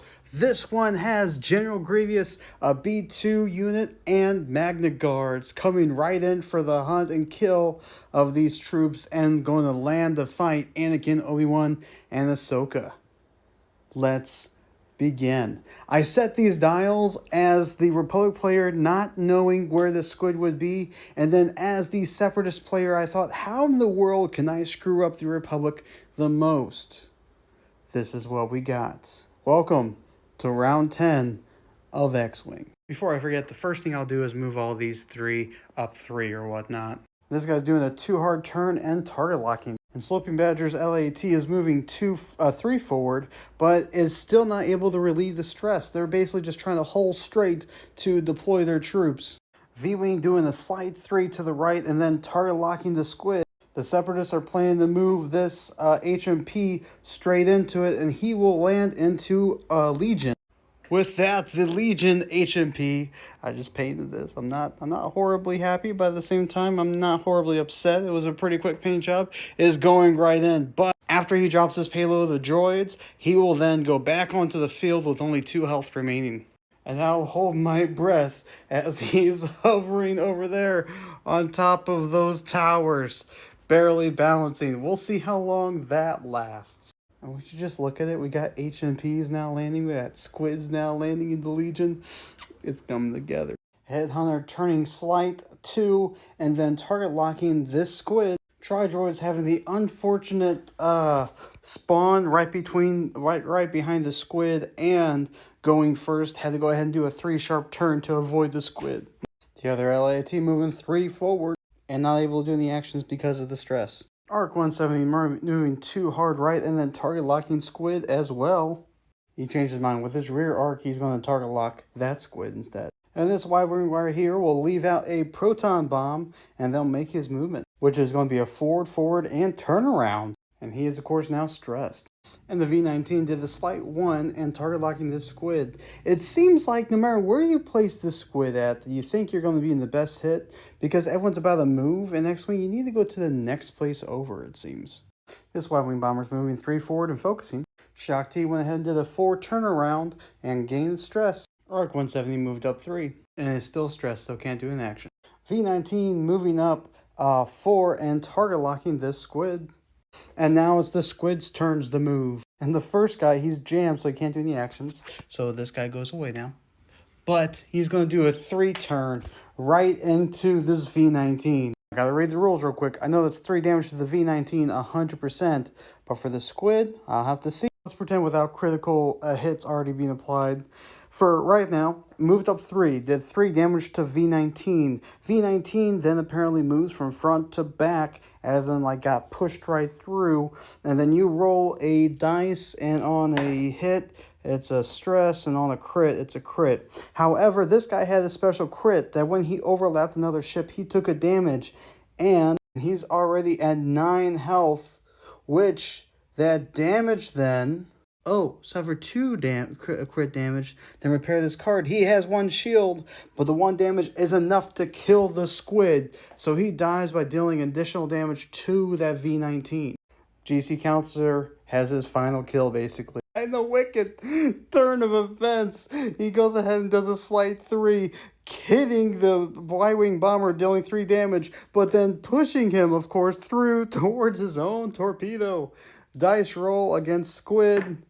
That is nothing. Squid is fine. And for that is the last part for the round. We'll do those 2 squids next. And we're finishing up the movement. These guys both have to move. This guy is going to be doing a 0 movement, losing his jam token. And that's done for that. This guy is doing something else. He's already deployed all of his troops. So he will actually move. And with that, he is choosing violence at the very beginning and doing a hard 3 into this one. Oh. Uh-oh. He missed. Barely. Okay. And he will do a double focus. And with that now, we are going to move into the action phase, attack phase. First up, number 5, going rear arc 3 into squid. A hit and a crit. Now on the 4s. This Y-Wing bomber can't do anything, so that's done. Now Shock T into... Okay, yes, I have to make a choice. Shock T or V19. We're going to go with V19 into this squid here. It is range 2, so 2 dice rolling. That is 1 hit, target lock, reroll. 1 hit and crit. He loses both shields, but is still alive. I led barely still alive. Both of these squids are barely both alive. Shock T, range 2, going into the squid. That is a hit and crit with the force. And with that, that is another squid down. I'll go ahead and represent that guy's shot. And we have 2 squids coming in next round for Xwing. But let's go take a look at how many squids are still left. On this very official piece of paper, we have 1, 2, 3, 4 squids left at least. And then, not counting the 1 there, and we'll probably say 2 there. So we have still 7 squids that the Republic have to kill, not counting those 2. Dear God. V17 into Trident. 1 hit. Ooh, target lock. Reroll 2. 3 hits. So for the Separatist goals, by the way, as soon as these 2 squids can jump right in, they are protecting the heck out of Grievous. And we're about to see a Trident class squad in here on Xwing. One thing I forgot to mention, the Tri-Droids went ahead with this guy on his tail. They couldn't allow that to happen for free. So they went ahead and used their Calculate token to deploy their Buzz Droids. Now this guy is only at 1 health remaining. Wait. 2 health remaining. And with that, that is basically almost a guaranteed kill because he'll go through that by next turn. So within the next turn, they killed that V19. He still will be able to shoot this turn though. 3 dice of Headhunter into Squid. Reroll. No rerolls. He did not have a target lock. That was an old target lock to the other squid. So that squid is still fine. And that is the last person to be able to shoot him for this. Maybe not. LAT from front arc to front arc. Range 3. Rolling 2. That is... He gets 1 free evade. And that's evaded. Arc 170. Rear to front. 1 hit. Oh, he has target lock. Reroll. Oh, still 1 hit. V19 in the Tri-Droids. That's evaded. Now it's the squid's turn. First one, this guy being able to shoot three dice into kickback. Ooh, that's one hit. He is still at 1 health remaining. 3 dice into LAT. 2 hits. He has a target lock. 3 hits. Now it's the final end phase. 1 damage dealt to this V19. Oh, real quick, this bomb goes off. The bomber now has a fuel leak. When he suffers another crit, he gets another damage. And General Grievous the Squid takes another damage from that bomb. And then this squid goes ahead and moves up 2 using his bonus energy as well. Real quick, I forgot. He has Tractor Tentacles. He will use 1 energy to go ahead and hit the Y-Wing. 3 dice. 2 hits. And now with all that, that's the end of round 10 of Xwing. And we are now going to move on to Starwars Legion. The extra crab droid was not able to deploy on this turn because the squid died beforehand. And the first group is the B1s deployed by this HMP that I definitely did not just drop on all those B1s. They are all fine. This HMP is now going back to the Battle of Xwing to help finish the fight. And within these B1 squad, there is one person right here, Untamed Fogoth. Now the HMP is back here.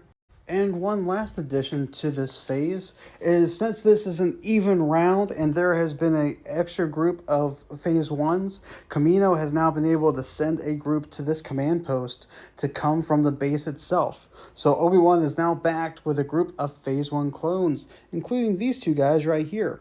Now here's a question for you and put into the comments. Do you like seeing the names directly behind the ground units, or does it take away from the aesthetic? Let me know. I'm kind of 50-50. I do enjoy seeing the names right behind the people, and also at the same time I also like having them gone too at times for photos. But for the video itself, let me know in the comments. We're going to get into it. I'm going to add those dials, set those commands, and we're going to get into Legion round 10. Alrighty, the Republic picked Push and the Separatists picked Ambush. So the Separatists will go first, applying their dial to these droids. And then the Republic will go ahead and assign these 2 dials to Anakin and Ahsoka. Okay, there's a little bit of a malfunction. They did not reach range 3 from there. So they will not pick those guys, but we'll pick another group. We will pick these guys over here with Hind Attack Helicopter as the B1 Sergeant, and to Dylan and Kevin and this guy right here. Alrighty. All of these into these. They do have cover 1, so only 1 damage will be negated. That's a bit. Those surges will not do anything for this round. The thing there. So then 3 dice rolling for the defense. 1. Only 1. So 2 clones go down. First is going to be the clone Reg. Kevin's gone. And then next is clones Markman or Sergeant. Well, let's keep the main character alive as much. Well, no, we'll roll. We'll roll. Tactics-wise. On a shield, this guy, it's the gunner. On anything else, it's the marksman. Shield. Marksman is down, unfortunately. And it's Dylan and his gunnery sergeant still holding the line against the droid. And for the second action, these droids will actually send one guy, let me do the measurement. Oh yeah, that's good. Into the turret to be able to try to shoot down these LATs from coming in. And we'll put his new command token right there for next turn because he's already went this turn. And with that, we're going to add one additional rule to the turrets. So they, of course, still have the 5 health like normal. But if they got hit by a crit, that is an instant headshot and the trooper inside the turret's down, but the turret itself is still alive. At 5 damage on the turret explodes and is gone from the map completely. Let's continue. Anakin's going to go ahead and go next and attack the crab droid, going with 5 dice, and he did an aim action first. Woo! Woo! And he is going to go ahead and choose to reroll 2 with his aim. Okay, that's fine. Droid defense. Ooh, that's 3 damage to the crab droid. With that, the crab is now wounded enough to go ahead and get basically a critical in it. So he'll roll this, and that is blank. It is basically crippled and can't really move. It's stuck where it's at. Or it has to spend 2 actions just to move once. Separatists go ahead and move next, and they are going to have the Aqua Droids. Now, they probably won't have this Aqua Droid fight. What they're going to do is have those 4 Aqua Droids over there fight those clones. They cannot be engaged because they're a vehicle, so that means these Aqua Droids can shoot just right into these clones. All these dice in the clones. After the conversion, that's 4 hits and 2 crits. Clones rolling defense. Kenobi jumps in to use Guardian 3 to help try to block off 3 of these damages. And he suffers 1 more wound. And now the clones roll for the defense of the remainder. That's nothing. And just like that, 3 clones are taken out by those Aqua Droids. Holy crap. Although if Kenobi didn't step in, they might have lost everyone. Ahsoka's up next. 5 black, 3 white.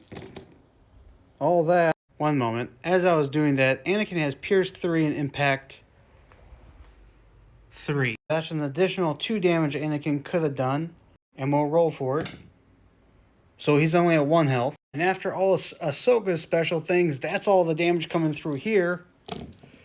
Which, that's not enough, and the crab droid goes down. And with that, she now moves to engage the B1 battle droids. Pulling back some memory, it looks like the Separatists get to go next. And it is... ooh. A dead unit. That unit's gone. Interesting. With that, that's unfortunate. So the Republic goes next. And it's Kenobi's turn to go ahead and slice and dice those Aqua Droids. Alrighty, and rolling.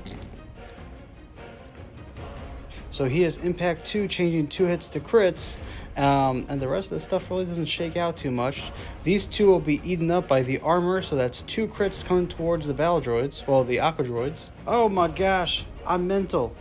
He has Critical 2, Impact 2, and Pierce 2. So the Pierce 2 pierces through the Armor 2, which means that they have to roll against 4 dice.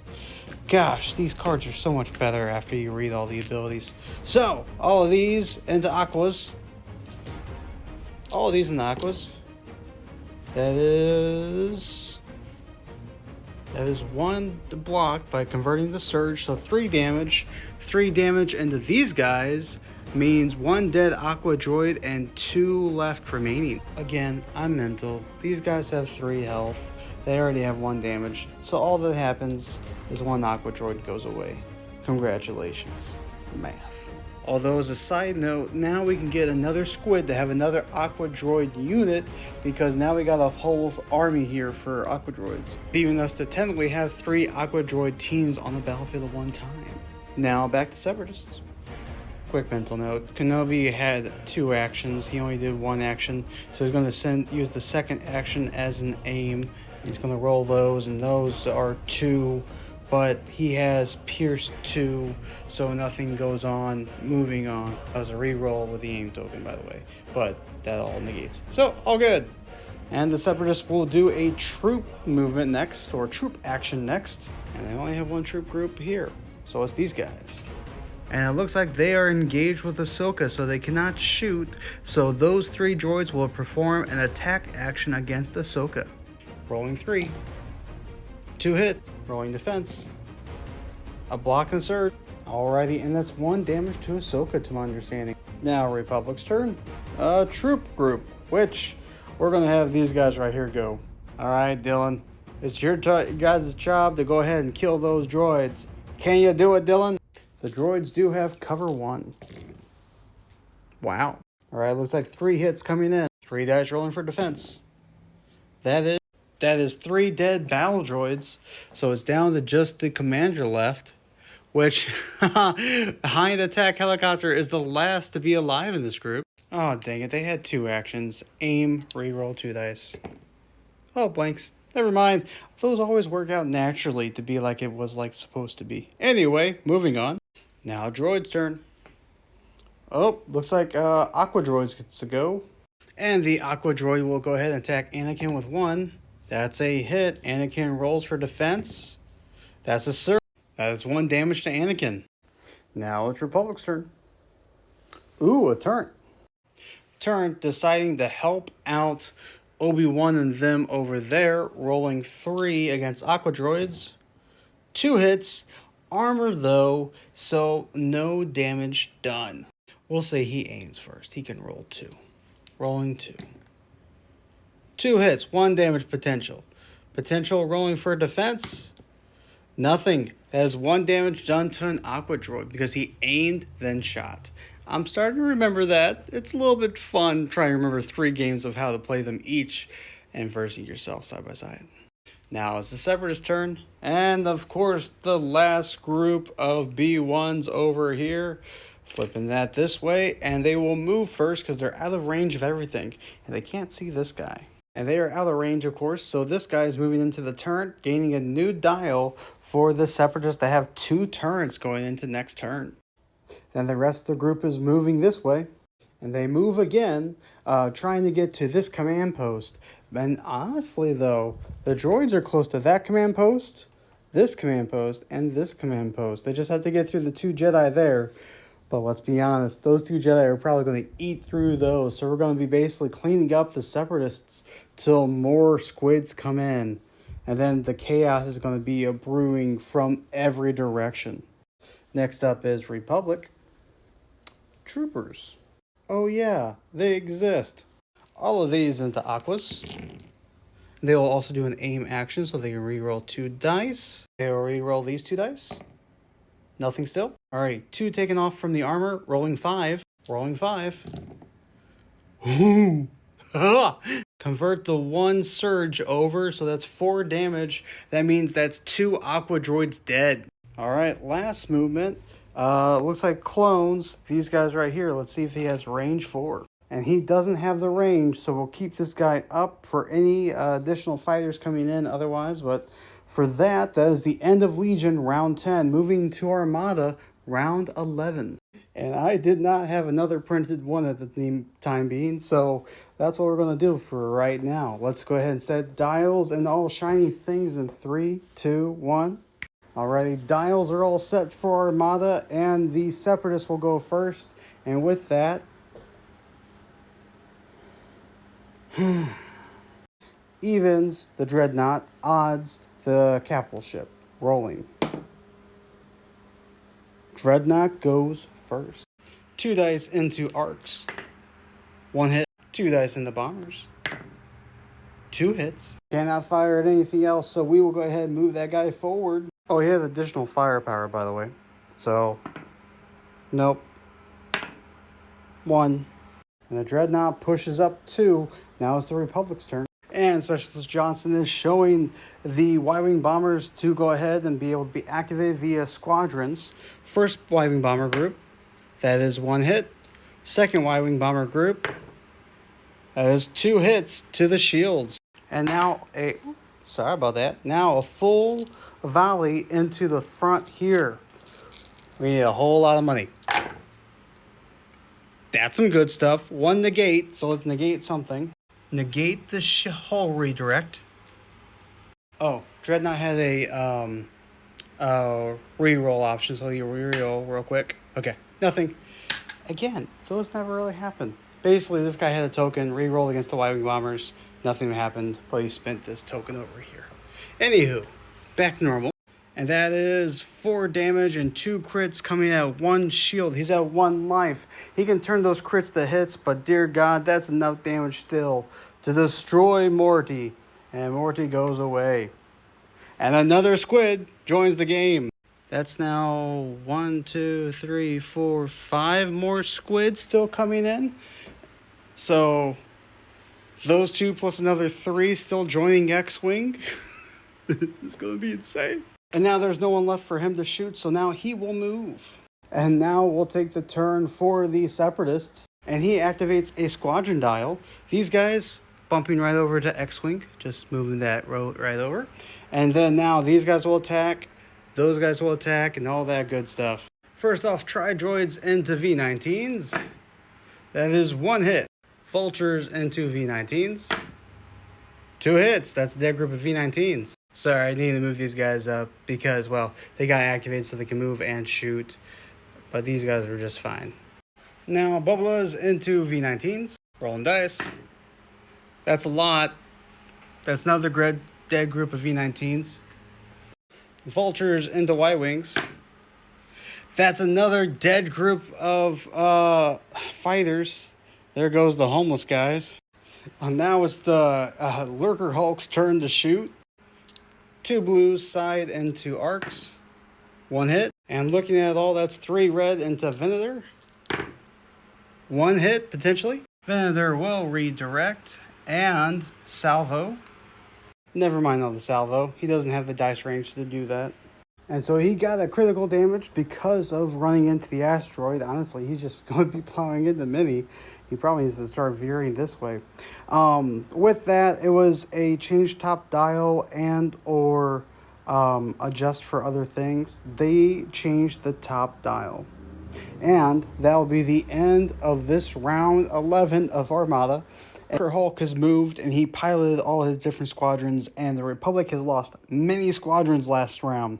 So now it's back to still an even dang fight. We still have the Pelta, this Venator, and then the remaining squadrons of the Republic move. So without further ado, let's get into it. The Pelta will go first. And the Pelta is going to slow down its movement. And unfortunately, it does not have the range to hit the Lurker Hulk here. So it will just go ahead and move. Now it's the Venator's turn. And the Venator was not able to shoot at anything as well. And concentrated fire and is pushing forward 3. Next round, we'll see if this Lurker Hulk can survive. Now onto the fighters. It is Separatist round to go first, so they will go first with anything remaining. They have nothing remaining, so then now it's going to be all the Republic. Arc 170s and 2 Vulture Droids. That is 1 hit. Then these Arc 170s moving up 2, and that is the end of Armada round 11. I love the note. Anyway, moving on to X-Wings, dials, and other things in a 3, a 2, a 1. Oh, what the? There we go. Separatists have gained the extra 2 Hyena bombers. They also gained the squid commanded by Just Me Waffle and another squid. So now all 4 squids are back onto the board and Republic is squirming. Let's begin. First to go will be this guy right here. And he did a hard 2. However, he ran into another group of buzz droids, and because they couldn't go on both sides of him, that means that this buzz droid group gets smashed, but doing a damage to itself and to the V-Wing, V19, causing that one last damage, I believe, leading to its death. And that is his death. That is a dead V-Wing. V19, it's right there on the card. And this LAT pushing 3 forward, trying to get out of the clutches of Grievous and away from Not War crushing in as well. But yet again, he's trapped. He couldn't do a slow maneuver because Grievous is coming right behind him. And he couldn't do a fast maneuver going the other way because he would be double stressed and be able to be pushed off the board. He is getting to the point where he is running out of options. And this HMP moves 1 forward and target locks the Headhunter. But the Headhunter stays 1 ahead of him and does a 3 turnaround, gaining a stress token. One quick correction. The HMP had a crit that said he can't do anything besides focus unless he repairs the card, so he repaired the card instead of doing the target lock. Hyena Bomber went ahead and moved up 4 and will do a calculate. LAT doing something odd and purposely hitting the squid, choosing no action against him, but when the squid moves, it'll deal damage to the LAT, but can potentially do a damage to the squid. Tri-Droid's doing a hard 1 to the left and curving inwards, heading back out down this way. The Separatists are now controlling the origin port of this map. They will just do an evade.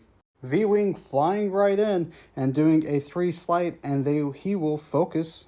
Other Hyena Bomber doing a 4 forward and calculating. Now it's all just up to the Republic to move besides the squid, so let's just run through all these Republic real quick. Arc 170 did the 2 hard right and evaded the squid, although that squid probably is going to batter ram the heck out of him now. He is target locking the squid. The Y-Wing Bomber leaving out his last bomb and then moving 2 slight and focusing. Max doing a 3 to the right and then barrel rolling over 1. Y-Wing Bomber moving 3 right and then target locking General Grievous' squid. Shock T went ahead and moved up 2 and then barrel rolled 1 to the right. Oddball doing a 2 forward and then losing his stress and then target locking General Grievous' squid. And now it's the squid movement phase. So we'll start with this squid here. And so he did a 2 slight, ramming right into the LAT, forcing the LAT to the back. Now I gotta look at the damages and see how that does. I know that's 2 damage to the LAT, but what happens to the squid with a medium ship? Alrighty, so the LAT did take 2 hits, but he's still mainly okay. He's still going to be able to deploy his group by the end of it, as long as these tentacles don't basically kick the crap out of him. Now, these 2 dice are going to be rolled against the squid. On hits, they gain stress. On crits, they gain crits. So, rolling a crit and a focus. So, 1 damage to the squid of Not War. So now he lost his shield, he gained this turn, and is now down to 2 life remaining. And now he's target locking Slopping Badger's LAT. General Grievous is pushing up 5 and doing a focus, and then a target lock against also Sloping Badger. He is going to be the main target of all these next attacks. And this squid turned 3 to this way and actually avoided that Arc 170. And is basically just trying to head straight down to here as well. Just me Waffle moving up 5, target locking the Arc 170 with all those fun target locks, and then focusing. Now the bomb will go off and everything within range 1 will take a damage. And the bomb popped off doing 1 damage to the squid. The other 2 were just fine. Now we'll move all these 3 LATs up. Technically they're on the off side of the battlefield waiting to come in, but yeah. And some may ask why I'm not doing that with the squids. Well, I have 4 squids and 2 LATs, so this is kind of my compensation right now. When I get more LATs in Xwing, we'll do a little bit different next time, but for now, we're working with what models we have. And now with everything moved, now we'll jump right into combat, starting with the number 5 Arc 170. Range 2, Arc 170 is squid. 1 hit, reroll. Nothing. Now we go down to 4s. Shock T shooting against HMP, rolling dice. Wow. That is just enough to kill this HMP though. It is now down. And this guy can't shoot anybody, so that's his turn. Y-Wing Bomber into Grievous. Good hits. Reroll on 1. 3 hits. So he gained this. You cannot gain green tokens or perform coordinate or jam actions. Repair this card for action next turn. And now it's down to 3s. These Tri-Droids into this V19. That V19. V-Wing? What's wrong with me this video? Yeah, that's a lot. After all that, he successfully evaded every one of those shots. Now V-Wing into Tries. That's evaded. Bomber into V-Wing. That's evaded. Arc 170 rear to squid. 2 hits. Which is enough to take down Not Me War. And this squid is now gone from the board. Of course, though, that squid will come back next round for another squid for the Republic to fight yet again in this swarm. And with that, the Republic has now cleared off this end of the board now of the Separatists. So the Separatists control the right, the Republic now recontrol the left. Their goal is to keep on eliminating these squids as they come, but can they hold on? Now they're going to basically have to squad up and get ready for the fights, but let's continue with this damage. Other bomber into V-Wing. That's evaded. V-Wing into squid. That's a hit. LAT into Grievous. A hit. Now Grievous' ship's only down to 7 health remaining. Arc into squid. Target roll. Target lock. Oh my gosh. Good thing he has a target lock. Holy crap. 1 damage. Okay. And now it's the squid's turn. Rolling dice. Squid versus LAT. That is... He has a focus. And he'll spin that target lock. Well, okay, focus and target lock. Okay, so that is 4 damage. He is only at 3 health remaining. That's it for that ship. Moving on to the next. 3 in rear. And then focus. Oh yeah, defense dice. This is going to be 3 attacks into Y-Wing 3 times over. First attack, a hit and crit. Second attack, a lot of that. Oh my gosh, and nothing there. And then final attack. Ah, shoot. Well, maybe I should look at the card first. He already had 5, but when that first attack came through with the hit and the crit, that would have just killed that guy right away. And so he'll save his other 2 energy to do a boost action eventually. But if you notice, another Y-Wing Bombers in the back, basically the Republic had a reserve for when the 3 Y-Wing Bombers came in from Armada. So that is a new spawn for the Republic and a brand new Y-Wing. Now this squid doing the same thing, whacking him with those tentacles into the back. That is evaded. Second attack. That is evaded. Last attack. That is also evaded. This V-Wing just basically avoided all those tentacles trying to attack him. And now we'll move each one of these squids with the remaining bonus energy that they have. Grievous pushed up 2. The Just Me Waffle squid pushed up 2. And this guy had no more energy because he spent all that time attacking that V-Wing. And lastly, turn into LAT. That is a hit onto the LAT. It is down to only 2 life remaining. Now we move to round 11 on Starwars Legion. So I picked up all these dials here for all these different units. That unit there has already went and spent an X-Wing, so he will not be able to be activated this phase. He can still be shot at though. So let's set our command cards and look to see what we'd like to do. Quick reminder, with these command cards, because we're going beyond the normal rounds, we can do these basic actions multiple different times. Alrighty, the Republic picked Assault, and then the Separatists picked Ambush. Separatists will go first. And with this turn, it will be shooting to the back of Anakin, rolling his 3 red dice. That is a hit and crit. Anakin rolling to defend. That is a dodge and a surge. That is another hit on the Anakin. One thing to note. So, I had a couple people ask me about Legion's newest updates. I'm going to show that real quick. So, I do have all the new cards printed off here. I'm trying to wait to get all the other new... These are all the unit cards for the Republic and Separatists. And then inside of here, I have all the new set dials and other things of that nature, including army build comps and... new command cards and everything else. They're all printed. Well, not the upgrade cards and then the basic upgrade cards or whatnot. Those still need to be printed, and the new rulebook needs to be printed. But I'm working through getting Legion its newest update. It probably won't happen with the Siege of Kamino, but with the invasion of Kashyyyk down the line, once we get to 6,000 followers, we should be good for this Legion basically 2.0 update. But anyway, going back to the Siege of Kamino, just wanted to kind of go over those details or whatnot. Alrighty, Anakin getting an aim token and then going ahead and attacking the Aqua Droid, rolling 5. And then he has Impact 2, which turns these 2 crits there. Armor negates the 1.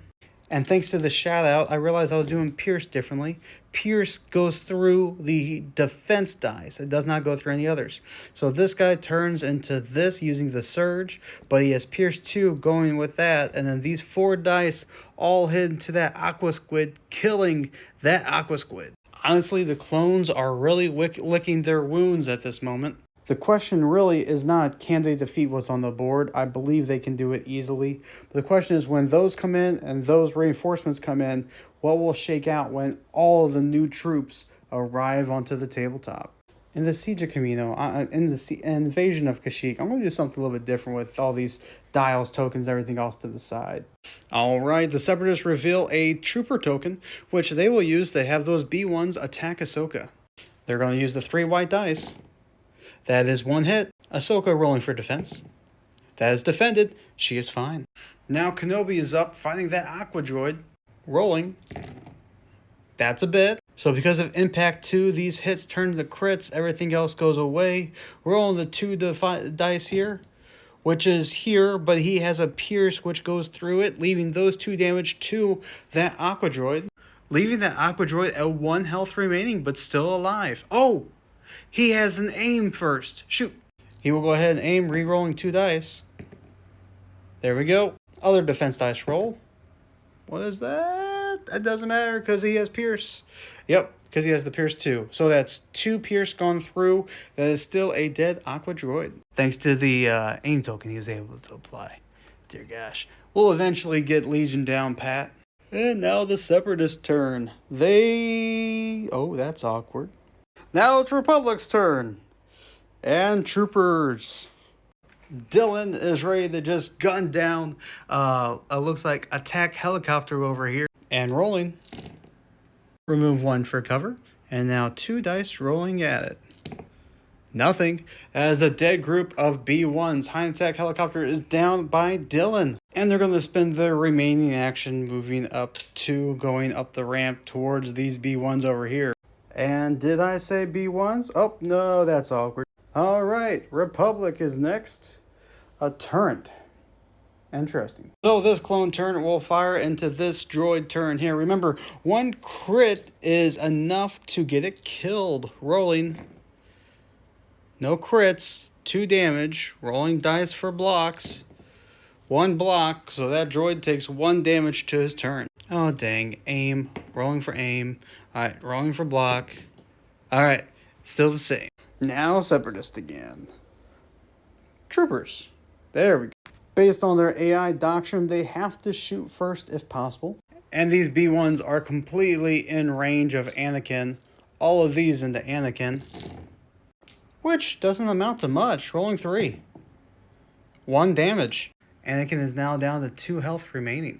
And then Republic chose the turret, which this guy is not able to shoot at anything.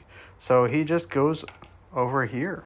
Now Separatist, another droid group. Oh, that droid group died over there, so that's now gone too.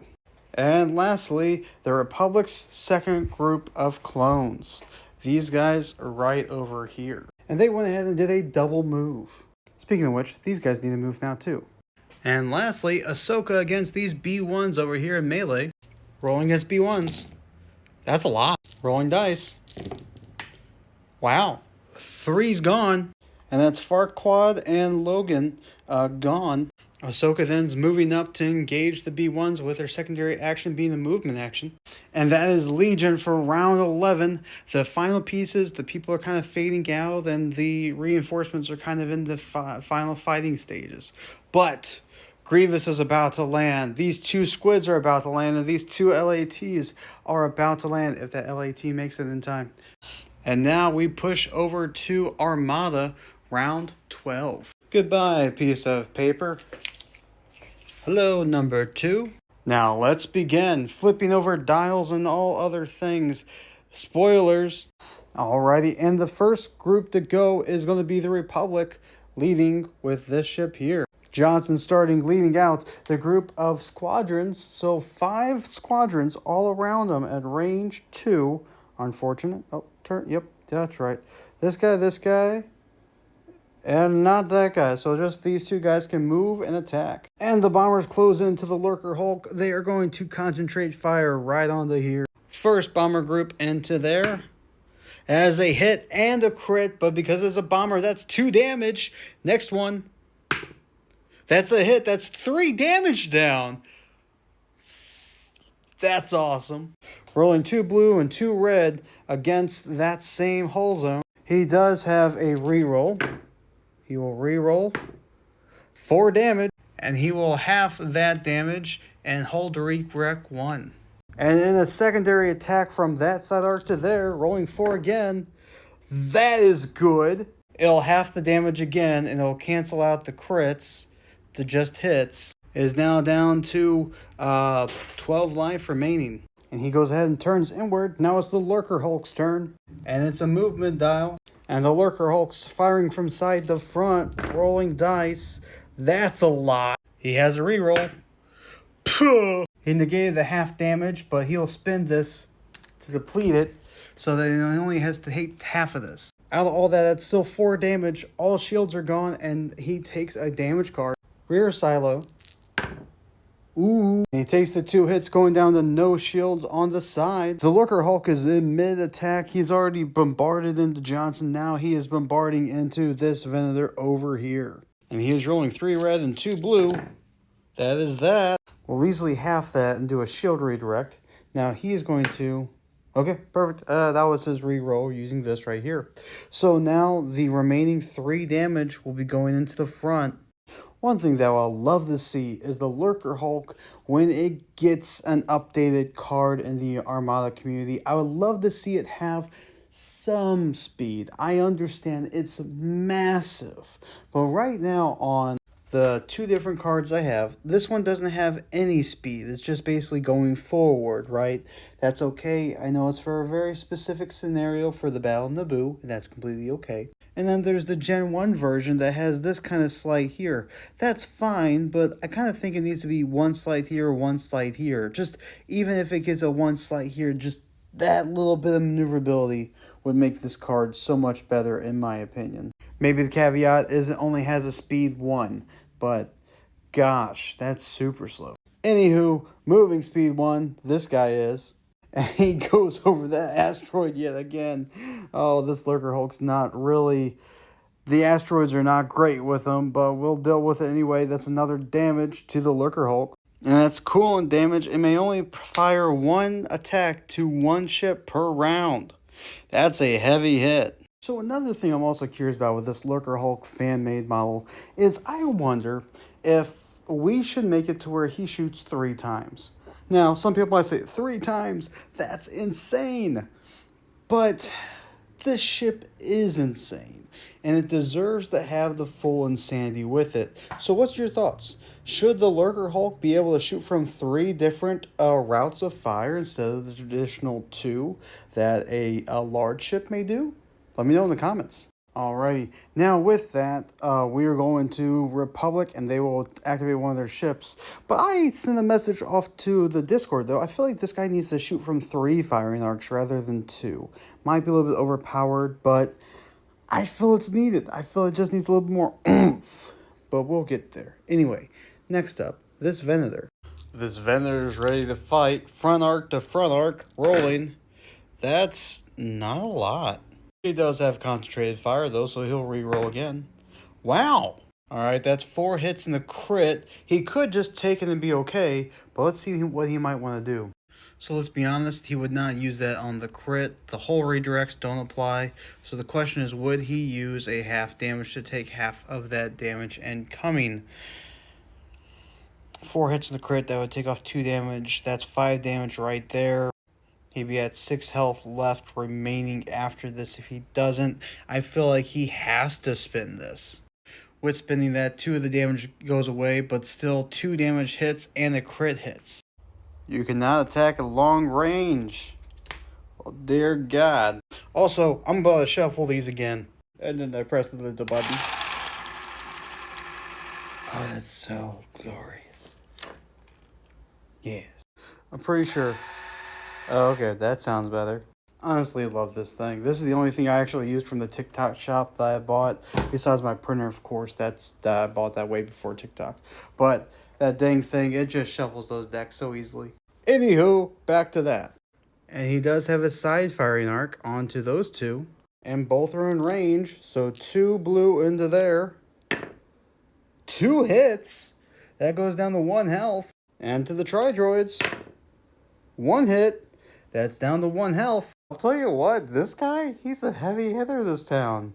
And now no matter what he could have done, because he was at speed 3, he ran right into him. Both take a damage. And the Lurker Hulk is down to 7 health remaining.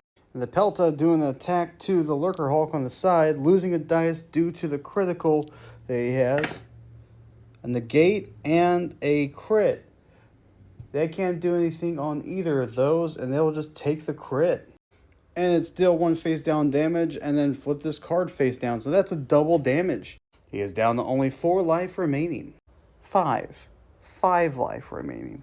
Oh, by the way, he revealed a engineering dial and removed a face-up damage card. Now it's on to fighters. Those bombers have already gone. So Republic will have these arcs, and then these arcs go first. These arcs against vultures. That's a hit, and that's a dead group of vultures. Damien's still just kicking butt. The Max Squad going against these vultures over here. That's a hit, and that's enough to kill these vultures as well. Oops. Both Separatist groups were out of range and moved to engage the Arc 170s. And that is it for round 12 of Armada. The death of the Lurker Hulk is coming to an end. And honestly, he goes first next turn because it'll be red phase next turn. That's the way we're playing it narrative-wise. And That's going to be obliteration for maybe 2 of these guys. Honestly, ooh, it could just annihilate that Pelta. We'll have to see. This Lurker Hulk, I feel like, though, is going to take out some people. And let's be honest, Johnson's Venator over here is super weak right now. It's basically very exposed and down to 5 health remaining. But now let's set all dials and everything else for Xwing in a 3, a 2, a 1. Oh shoot, we got another squid. After a little bit of thinking, trying to figure out where this squid should go, I'm going to do a dice roll. 1, 2, 3, 4, 5. If it's a 6, it's a reroll. Okay, so 1, 2, 3. We'll spawn it there. Alrighty. One quick moment, we got a real life update thanks to the community of Armada. They went ahead and let me know that the Lurker Hulk can shoot from 3 different locations at the same time because it applies as the Superstar Destroyer rules, which also when he reveals a token, a command dial, he gets a token as well. This is news to me. I have never played with my Superstar Destroyer before, but holy crap. So for fairness, we are giving this guy his maneuver dial token, and he is now going to go ahead and fire from a 3rd arc. So again, another thing with the Armada community, they are freaking amazing, and they were explaining to me that this card here, even though it has no natural yaw abilities, that you can actually use a navigate to change your yaw value by 1, but you have to have your this guy up and ready. So the token can change your speed, but the actual navigate action itself can change your speed and your yaw. So that's interesting, and I'm learning so much more of how to play this guy better. Speaking of better, the 3rd and final attack from his front arc to these Arc 170s, rolling these 2 dice here. That is another hit onto the Arc 170s. Thankfully, that doesn't change too much with how he plays, but for the next battle we'll do between this and the Trench Run, where it's going to be all the Republic versus all the Separatist ships in Armada, now that we're getting new ones over there, and everything else is going to be insane, and that's really good to know. Anywho, setting dials, tokens, and all other things now that Lurker Hulk is fully understood. In a 3, 2, 1... First one to go is this LAT moving 3 forward. And now on the 3s with Republic having initiative. And the V-Wing commits a 4 turnaround. Tri-Droids then move a 5 forward and evading. And this LAT makes it to safe, moving 4 forward and landing into Legion. With that, the LAT comes by and drops off a group of arcs and a group of Phase 2 troopers directly on the point. It's not technically these guys. These guys are in the one that only has a couple of health left. And this is the one that actually has Rex and a bunch of arcs in it. This is the critical one right here. Although I just had an idea. I might not be able to do it by the time you see this video, but let me know your thoughts as soon as possible of, do you think, because these guys have jetpacks, that when this LAT dies, that can they roll a dice and see if they make it onto this pad? Let me know your thoughts. Hyena Bomber moving 4 forward and calculating. Arc 170 pulling off the most amazing 4 forward and turnaround I've seen in a while. Barely negating the edge of the table, barely avoiding the squid, but doing it just fine.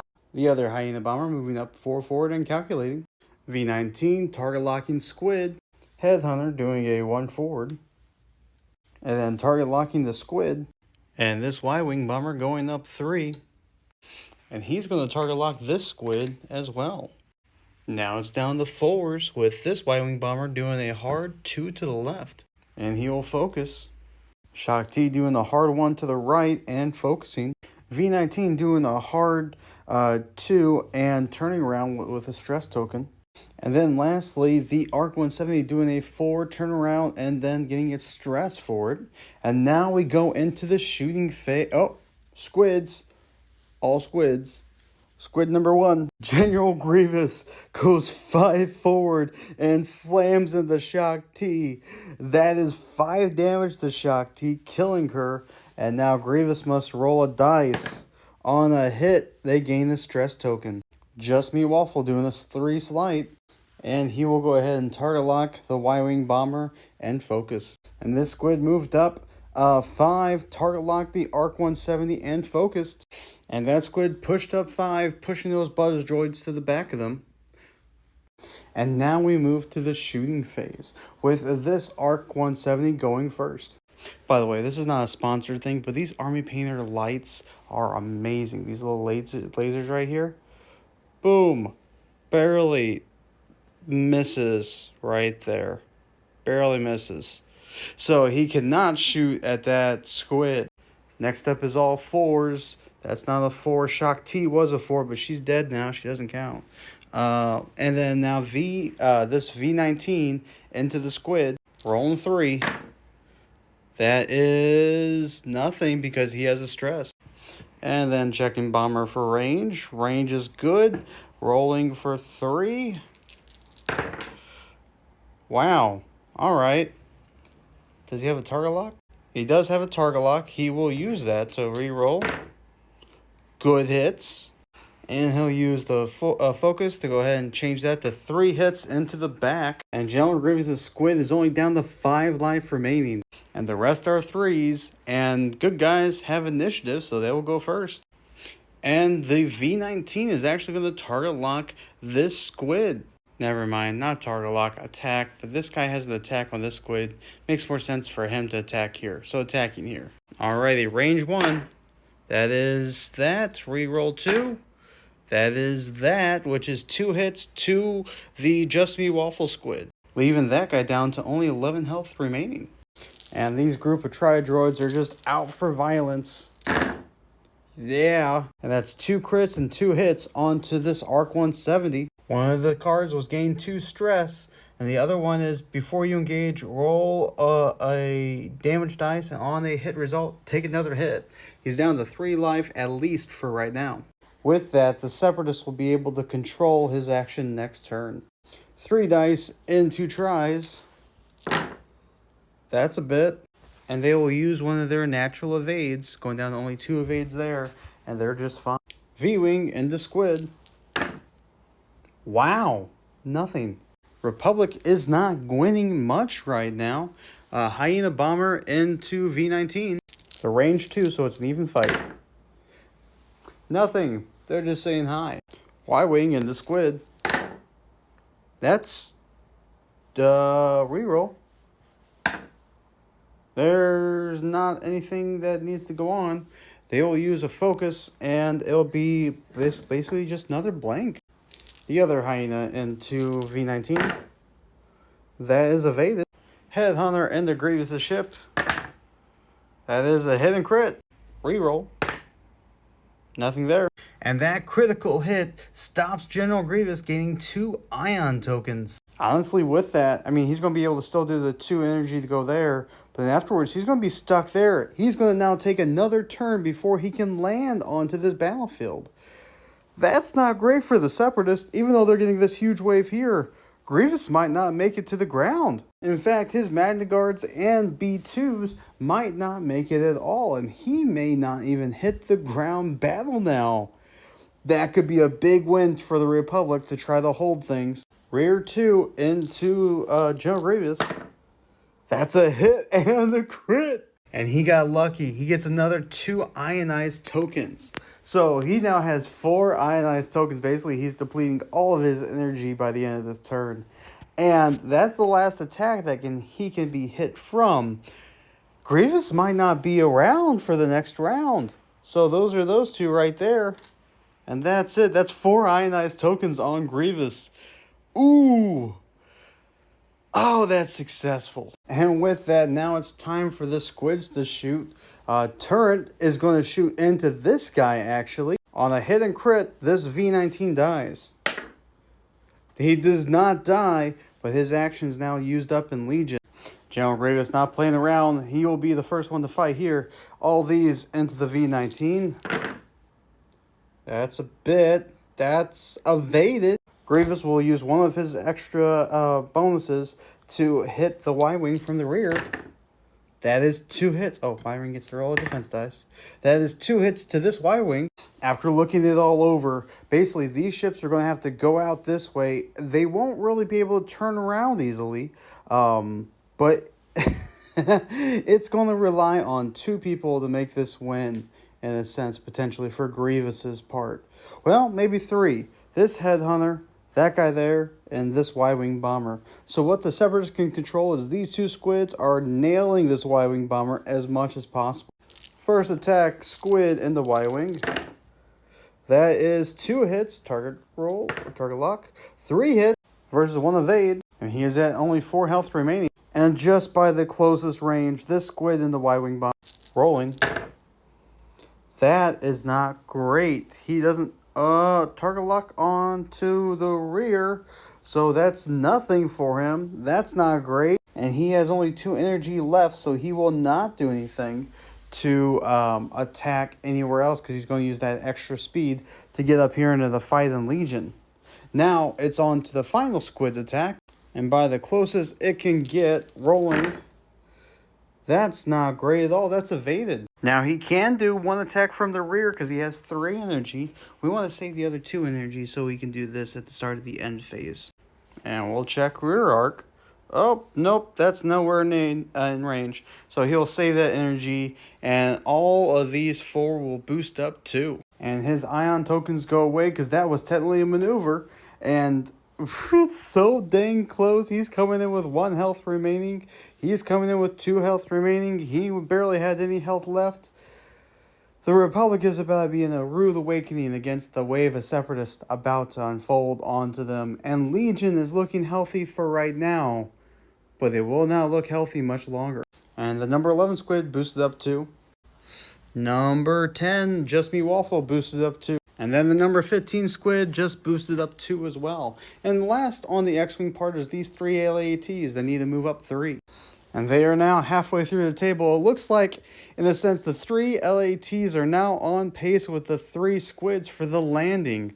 So it looks like Legion is going to get hit hard with all these ground troops all at once. So what matters the most right now is to stay alive and wait for more reinforcements, because this is just the beginning.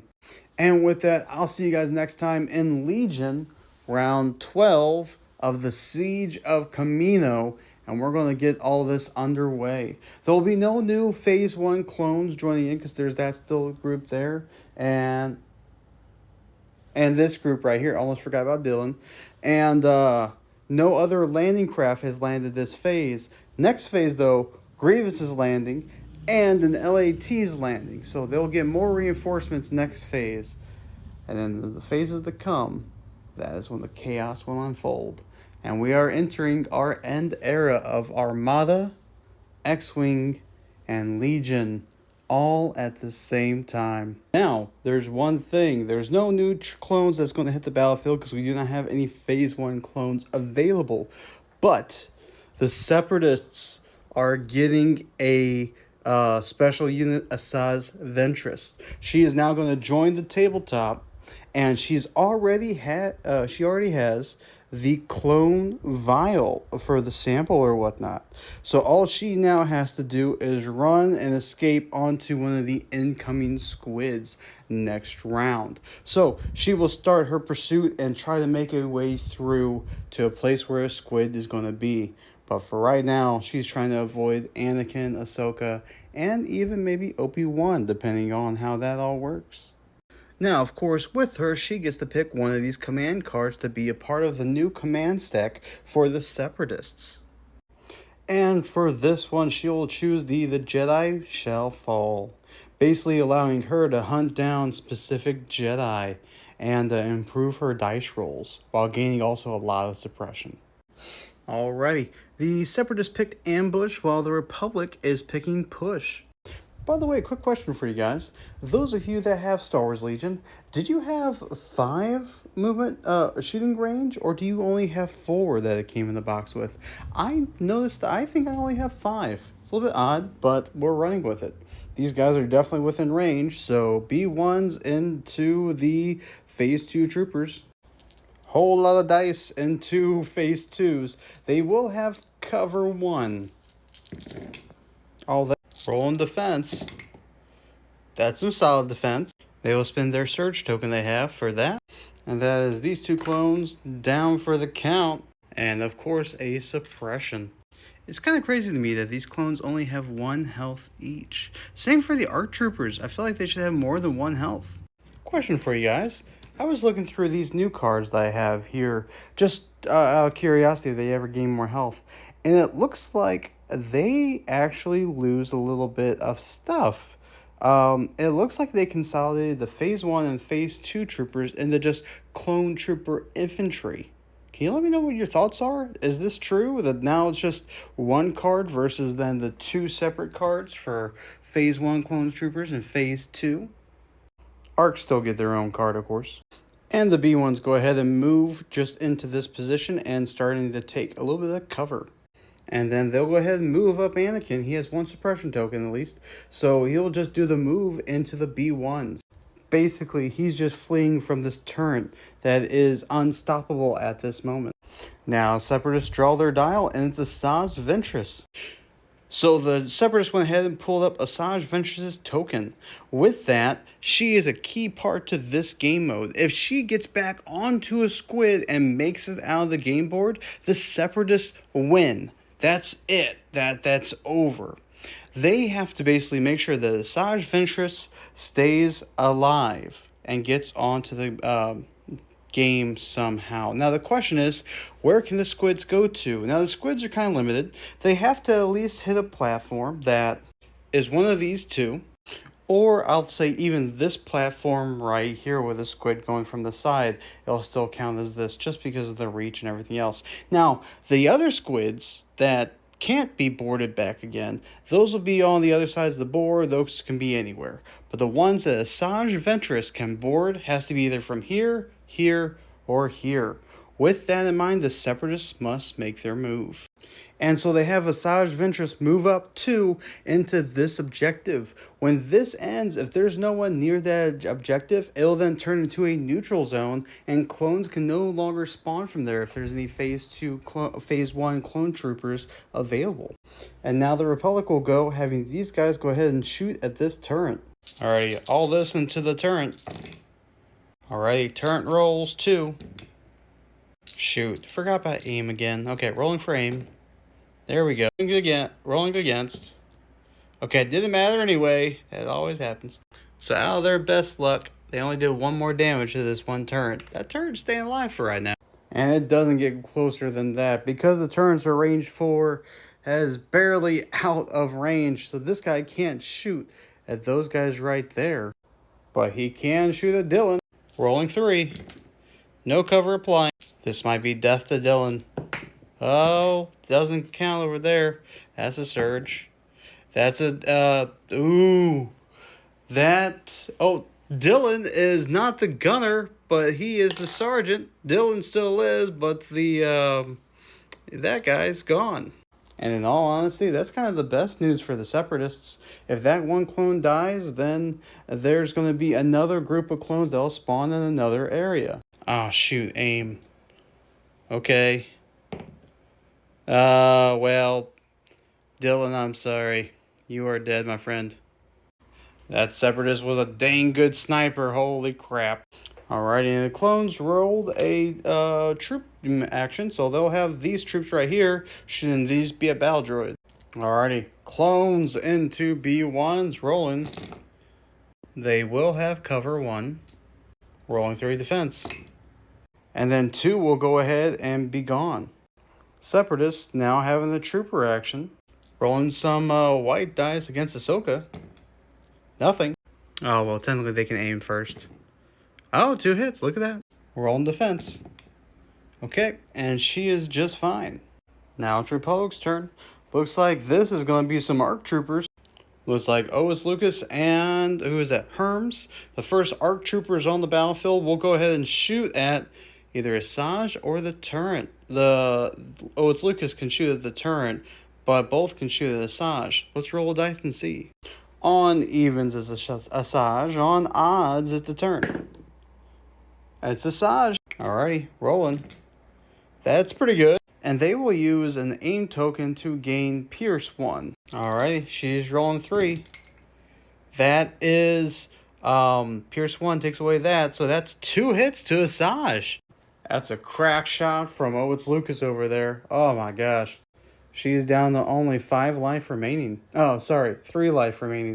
And the Republic showing a leader token, which will use Ahsoka to attack these B1s. Rolling. And she turned that to a crit. They will roll 3 dice in defense. Rolling. That is no defense, and the B1s are now gone. Now Ahsoka's going to use her move 3 to move right there and get ready to hunt down Ventress. The clones start again, using now another turret. And through the view of this guy, he cannot shoot at anything. This turret will attack Asajj. She will have cover 1 though. Ooh, he has aim, re-rolling. Ooh. She will use up her dodge token or whatnot to convert that to a surge to basically negate the 1 damage incoming. So, she is okay though. Moving on. Next clone. This guy can't do anything. He's fine. Next group is troopers, which those troopers have gone. Those troopers have gone. This is the group of dead troopers. And then lastly, Kenobi, which he has an interesting part. He will probably do a double move and go up to this B1. And with the double move, Kenobi was able to engage the turret, but because it's a vehicle, it doesn't matter for firing, but it does matter for him being able to kill it next turn, potentially with melee. Now, with that, this will be the end of Star Wars Legion for round 12, and we're going to go into round 13 of Armada in the next video. And the only thing we got to do left in Legion for round 12 is change this command post to now a neutral command post. And now the Separatists are changing the center of the board into their favor. Maybe something I can do is where when it turns into a red command post, maybe, that is where squids can actually spawn as well. What's your thoughts? Or should I keep it to where all the squids can spawn at any place, besides the 3 main landing pads where Asajj Ventress has to go ahead and leave, basically?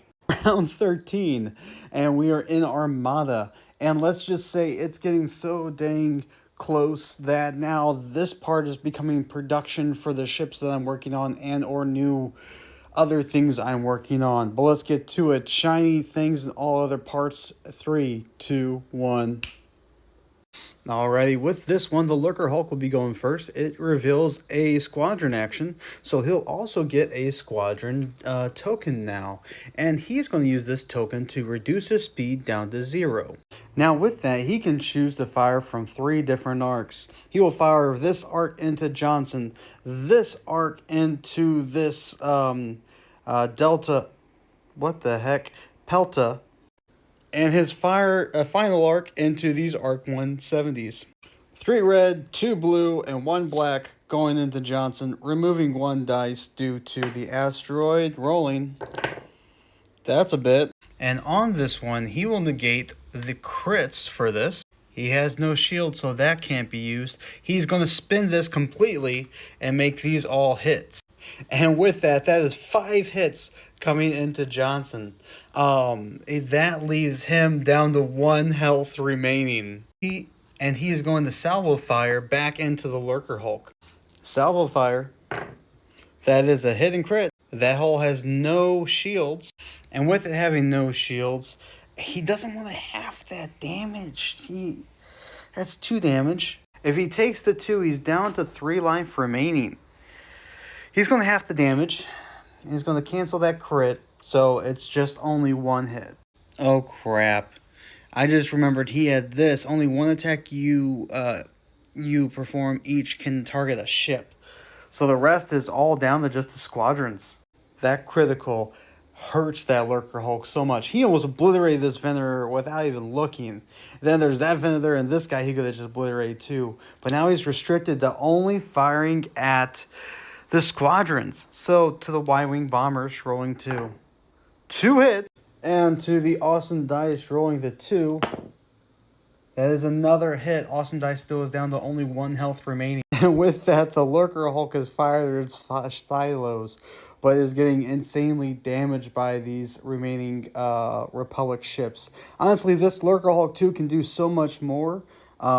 Honestly, now knowing how it plays and a lot of other things, I would do this a lot differently.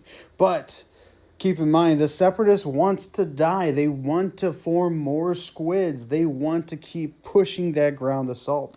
The goal was never to win space, but it was to tie up as many forces as possible. And let's be honest, if we had to judge off of that, the Separatists have won in that regard. Anywho, we still need to destroy it. So let's go into the attack actions of the Venators. And Johnson will activate, showing his rage, and he will use his concentrated fire. Rolling all these, losing a dice, but gaining another one due to concentrated fire. Rolling all of those. Bunch of negates, and all of that doesn't matter. He can half the damage. Which would then leave him at 2 damage left, which will leave him at literally 2 damage left. He will do that. So this guy is now gone, and he gains 2 more cards. Jesus Christ, that's a lot of damage. Oh yeah, using the token, rerolling 1 dice, crit, but it's still half. Oh, but the card still comes out, so it still comes out as a crit. So what is this crit? When attacking squadron, before you roll an attack, remove 1 die of your choice. Wow! This Lurker Hulk's just gonna be dead. He's gonna be dead here soon. Johnson not done yet. From the side to there, now rolling. Oh, lose 1 dice because of the asteroid. And that is 2 more damage coming in, which is enough to kill the Lurker Hulk. And the Lurker Hulk dies in an explosion. And now it goes into my assembly pile of ships I need to work on. And he goes ahead and scoots up 2. But out of the wreckage, something else is brewing. Something else is coming from the wreckage of the Lurker Hulk. And with that spawns in the 2 squids of Armada to be able to help hold off against the Republic till those squids land. Now with that, we are using Legacy Waypoint 1, I believe. Technically in the newest group of Armada, it is now outdated, but for our sake and narrative play, it shall live again. So, without further ado, it is now the squid's turn to attack first. And with that, he will roll 2 red dice and a black dice against Johnson's Venator. That is a hidden crit. Johnson cannot do anything about that. But what he will do is a silo fire back. And this will be his last attack before he gets destroyed. Rolling for silo. That is 2 hits and a crit. The the tridents will deplete their scatter, making all the attack dice basically be negated. And with that, Johnson's ships goes down. Once an LAT is available, we will see if 1 spawns. And we will continue this round. Now, he gets to shoot from his side arc to other people. By the way, a quick reference. This is the new Lurker Hulk. That's the baby Lurker Hulk. This is the new Lurker Hulk. This is the vendor next to the new Lurker Hulk. Isn't it amazing? And both have their own stands, so I can technically have both of these out in the same game. I'll just give them different stats. Gosh, the Republic needs more reinforcements in Armada. And the Tridents are doing anti-fighter fire against these 2 right here. That's nothing versus 1 hit. And the squids do a slight 2, trying to evade the next Venator's fire. And the Pelt is activated, doing a concentrated fire, but his damage card makes him lose a dice, so he will end up with the same amount of dice rolling. That is only a crit. Oh, well, that's just awkward. I didn't even look at that. Well, that blue dice doesn't even get to be rolled, so success. So now the Pelta will just go ahead and move. The only way to avoid getting a damage was basically doing 2 turn to the right. And this Venator does a squadron action, being able to activate both Y-Wing bombers and the ARC 170s. ARC 170s firing first in the Tridroids. That is a kill. Both Y-Wing bombers push upward. First Y-Wing bomber attack. 1 hit. Second Y-Wing bomber attack. 1 hit. So this guy loses a hull, a shield, and takes a damage. So after reading the rules, because basically this guy's shooting through the Pelta, through the asteroid to the squid, it loses a dice with the Pelta and a dice with the asteroid, leaving one dice down, rolling. That's a double hit, and he will force the reroll. That's one hit, and he will just live with it. And in an unfortunate fate, because of this Pelta going in front of the Venator like it did, it was not able to do the 3 action. Otherwise, it would have bumped to the bump to the bumped. So, and now both of these guys take a damage card. And now it's Fighter's turn to go. The Bubbles will go first. Rolling. That is 2 hits onto the Arc 170s. That will kill it, but it does have a counter. Rolling counter. No counter. So these Arc 170s are now gone. Damien is now destroyed. And the Bubbles move to engage the Y-Wings. And now that is the end of round 13 of Armada. We went from 3 major fleets with multiple different reinforcements all coming at once. That's not the best verbiage. And now, with that, we're down to only 2 squids and the bubble is left. The hope and the reinforcements for the Republic looks to be well underway once they clean up the rest of these forces. Now with the Lurker Hulk destroyed. But can they survive the squids of Xwing?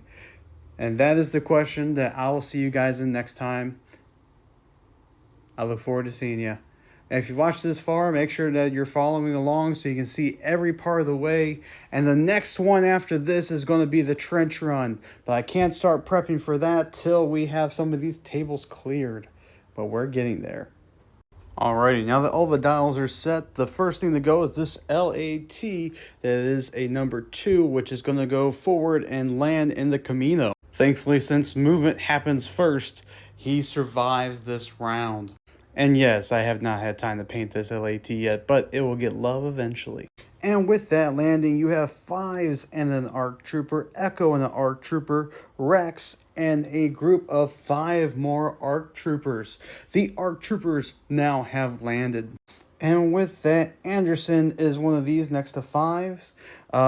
Your favorite Wallflower is next to Echo, and then Z Miniatures, that guy, Coach Freeland, Commander Thorne, and Justin Postel are all within these ARC Troopers, ready to fight in the front lines.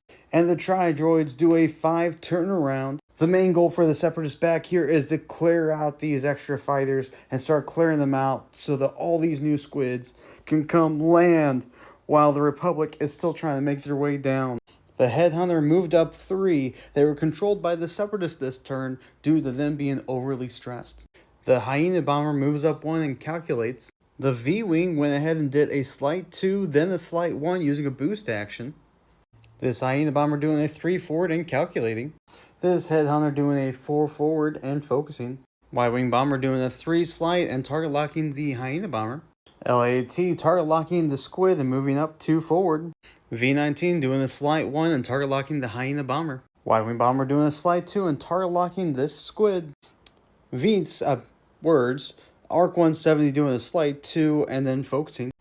V-19, almost at 17, doing a hard 2 and retaining his stress token. General Grievous doing the forward turnaround and locking on to the platform.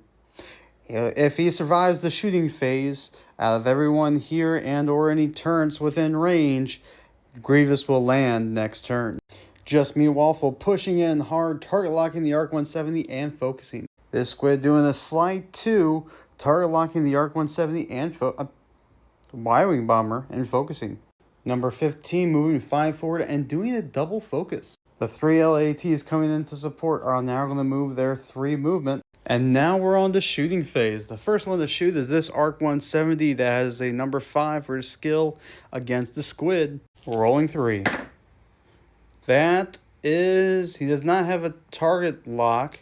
He does have a focus though, so we'll turn that to that. So it's a hit and crit on the Just Me Waffle. And that is both of his shields down. Looking at this Y-Wing Bomber here, range 4. I don't know why I was even looking at that. He has no way of shooting, so he automatically shoots and misses, technically. Same for this V19 right there. And now we go down to 3s, which it's a separatist turn because it's on the red part. Well, that's the way we're doing narrative-wise. These Tri-Droids into Arc 170. Do you ever feel like the odds are not in your favor? Yeah, I think so. Yeah. That's 6 hits, 2 crits, 1 evade, so 5 hits, 2 crits. That Arc 170 is just gone.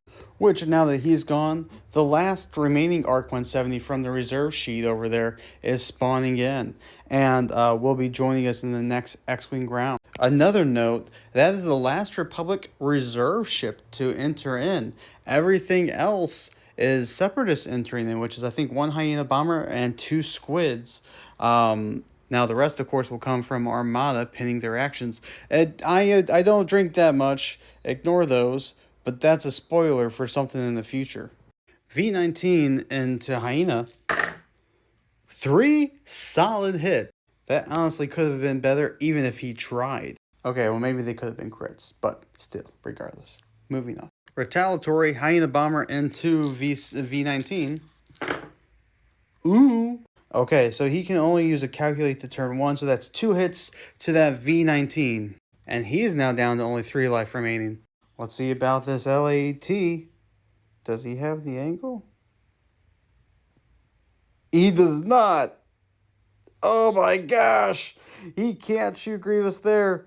He can't shoot Grievous there. Oh no. The Republic really should have turned his rotator, but they didn't. Oh no. That means no one can shoot Grievous this turn. Uh-oh. V-Wing and the Squid rolling. That is 1 hit and crit. Y-Wing Bomber and the Hyena Bomber rolling. That is completely evaded. With that, now it's the Squid's turn to wreak their revenge. First, Grievous into this V17. V19, the 17's there. Ah! I swear, who put these things on them? Anyway, rolling. That's a bit. And that is a dead V19. Moving on to the next one. Just Me Waffle into Arc 170. Rolling. Ooh, he does have a focus. He'll turn that to a hit. There you go for that. That's 3 hits in the crit to this Arc 170. And the crit is before you engage, gain an ion token. So before he attacks next, he will gain an ion token. Which basically won't mean we won't have to do a lot till the next round. And he is on 5 life remaining. Honestly, these Arc 170s are pretty tanky in themselves. They only have 4 less hull and 1 less shield than the Squids. So basically 2 Arc 170s is the same to 1 Squid almost. In a weird way. This Squid into the Y-Wing. It has target lock, which we'll need that because it has no focus. Why does it have no focus? It should have a focus. Alright, it focused, showing 3 damage to the Y-Wing. And the Y-Wing Bomber's at 1 health remaining. And the Squid will go ahead and whack the V-Wing with his tentacles. That's not great. He will use a focus to turn that into that. So a hit and crit onto... Oh, he gets the evade. Rolling 3 evade. Oh, wow! Look at you, fancy pants. You didn't even get a tractor token. And now we're in the final end phase of this X-Wing round. They can do their boost actions if they want for these 3 Squids. This guy doesn't get to do anything because, well, he's here. And the Squids are converging onto the Siege of Kamino. We are getting to the final stages, everyone. With that, Grievous gets 4 different command cards. We will choose 1 for it to go into their command deck. And for this, we will choose this guy right here.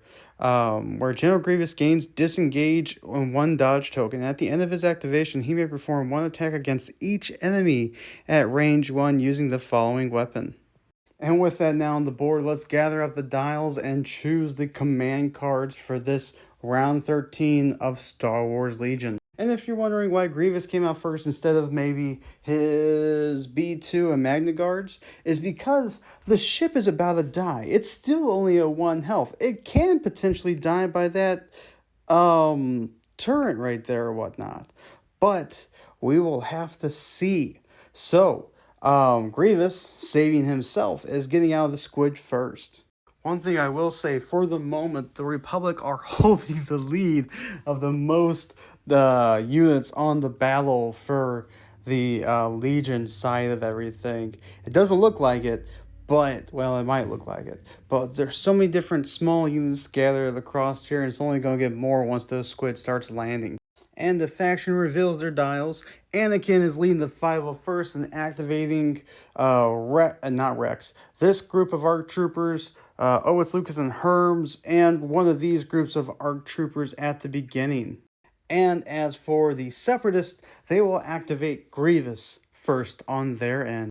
But since they have the Pip 1, Grievous will go first. Alrighty, with this, keep in mind, I have not had this many heroes in Legion all fight at the same time, so if I miss something, or if there's something I'm not doing exactly correct, let me know. This is the training video to see how well this all goes, and honestly, it's been really smooth. That being said, let's make it bumpy. Grievous moving right into Anakin, using his Relentless to do a free move action and a free attack action, giving him 2 attack actions, I think, into Anakin. Correct me if I'm wrong. General Grievous into Anakin. Oh, wait!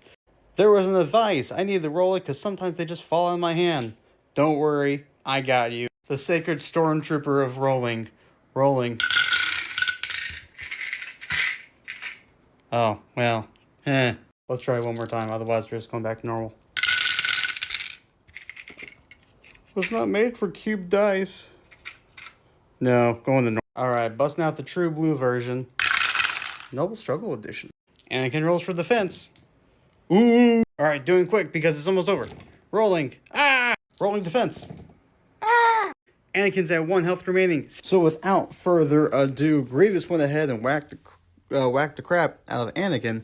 Anakin's still alive though, and the Republic will make its next move. And the first move that the Republic will do is these 2 ARC troopers right here, which is Echo and a basic ARC trooper.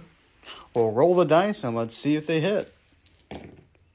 That is a hit, a crit, and surge. So that'll change this hit to a crit. I'm going to roll this one back a little bit. I'm going to have them do, so I'm reading the card a little bit more. They're going to move to right here. By the movement, they get a free aim token just by doing that. This still goes right here. This guy then comes over to right here or whatnot. And with their aim token shooting at to the turret, they're going to roll this dice here. That dice is 1 damage there. The turret now will roll. Instantly, if one of these crits goes through, that's a dead droid because of a headshot. And with that, that's 2 surges. He has nothing there. That damage goes to there. The crits go through. And that's a headshot to the B1 battle droid, eliminating this guy. Lore-wise, that was pretty darn accurate. Basically, Echo just goes around saying, I don't like you.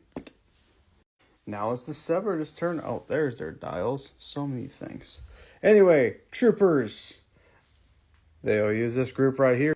Alrighty, let's see if this group of B1s can rally. They do not. They only get 1 action, which they will shoot into those Phase 2 clone troopers. Now, B1s into clone troopers. Wow, that gets blurry so quickly. Rolling. That's a lot. Alright, they can't do anything about the surge. The armor for the base goes there. So clones have to roll against 4. This can make or break a unit. Ooh! And that is 1 dead clone trooper. Up next, these 2 arcs into Ventress. Rolling. Ooh. Converting surge to crit. Where's it? There it is. Using this aim to reroll 1. That's a surge, but it can't do anything because it's already converted 1 surge to a crit. Ventress rolling defense dice. That is 1 defense. And with that, she takes the 1 damage, and those clones are done. Now moving on to Separatist's turn. They reveal a dial for a turret, which this turret's gone, so now it's going to be over to this turret. And he rotates towards Kenobi with an aim token and fires into Kenobi. Dice are rolling. Ooh. He's not going to re-roll that. Defense dice. Ooh. And that is 1 more hit to Kenobi, leaving him at only 3 health remaining. So Anakin's at 2 health, Kenobi's at 3 health. And now it's the Republic's turn. Showing a trooper, turret, okay. Turret into Ventress or turret into turret to protect Kenobi. Let's roll a dice and see. Alrighty, on evens it's Kenobi, on odds it's the turret. Odds it's the turret, evens it's Ventress. The turret, it'll fire at the turret first. Gosh, I'm going to have to spell check each one of those because it's going to say turn, turret, or not turret. That's going to be fun on editing. Now remember, on a headshot, the turret will instantly go down. How many times can I say that word at once? That's a bit. Re-rolling 1 because of aim. That's good. Rolling defense. That is nothing, which will then kill this turret. And I'm done saying that word for this game. Well, at least the round. And with that now is completely gone because it reached the 5 damage. Same thing will happen to this turret right here. Gosh dang it, I said it again. Whenever it reaches 5 hits. There's some words that I say here that I'm going to just say in rapid fire. Kamino, LAT, HMP, V19s all have to be corrected every single video for some reason on the spell check. But, well, the captions, but you know what I mean. Anyway, back to the game. And Republic... Oh, wait. It's Separatist's turn. And it's Ventress's turn. What will she do? Now, someone mentioned that it's not really Ventress to charge out into here. I agree. But it is very Ventress to pull someone to chase her. So she went here to take over the command post to make it go to not Republic, so they lose the edge. Now... she used her jump 2 to jump up and over this balcony here.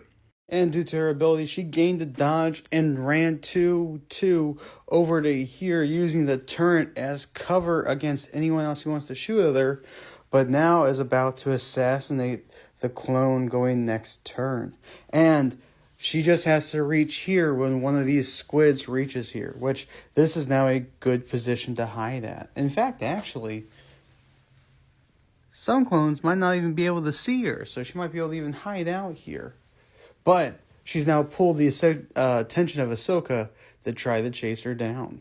Now back to this guy right here. This guy right here is this guy. This guy right here has nothing to shoot at. This guy right here is very lonely. Next guy. Alright, and the last one was the turret that died over there. So this will then be placed over here. And we go back to a Republic turn. And it's one of the heroes. Since there's no more Separatists to go ahead and do their actions for right now, we might as well do any of them. Let's go ahead and have Ahsoka go ahead and move to chase Ventress.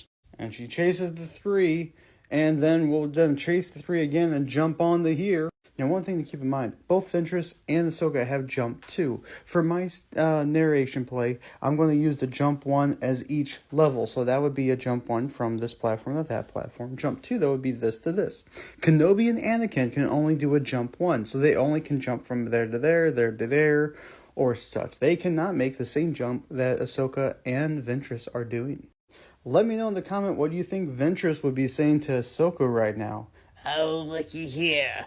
Skywalker's pet, or something of that. What do you think? Alrighty, and the next one is another hero action. We will have Anakin fight General Grievous.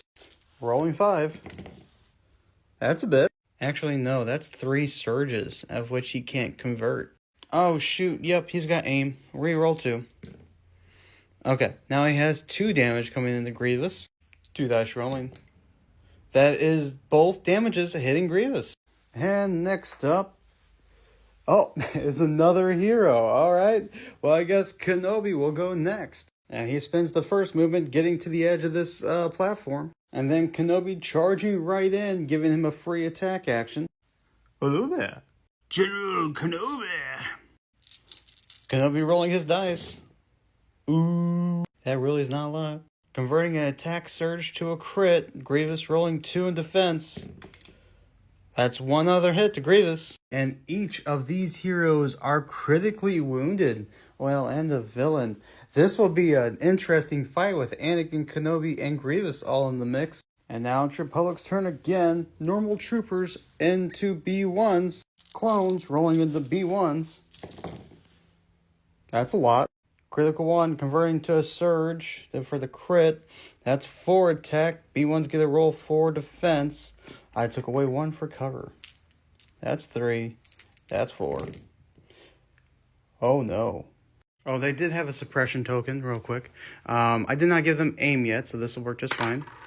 Okay, so the aim is not applied, that suppression's still there, and the damage goes through. Anywho, there was a debate, and let's get into it real quick. The LAT, when it comes through and flies right in, does it deploy one group at a time like the Squids has been doing to keep the same narrative there?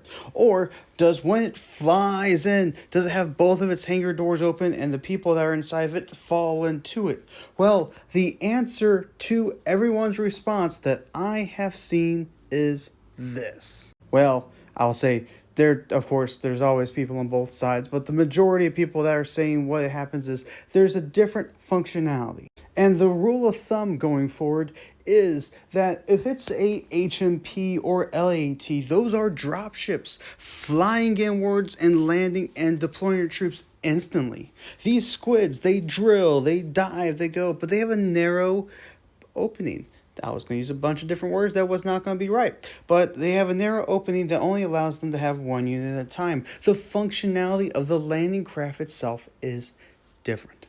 So with that, LATs can only have what is on them. And let's keep in mind that when we look at the LATs, this guy right here is only one squad on the LAT.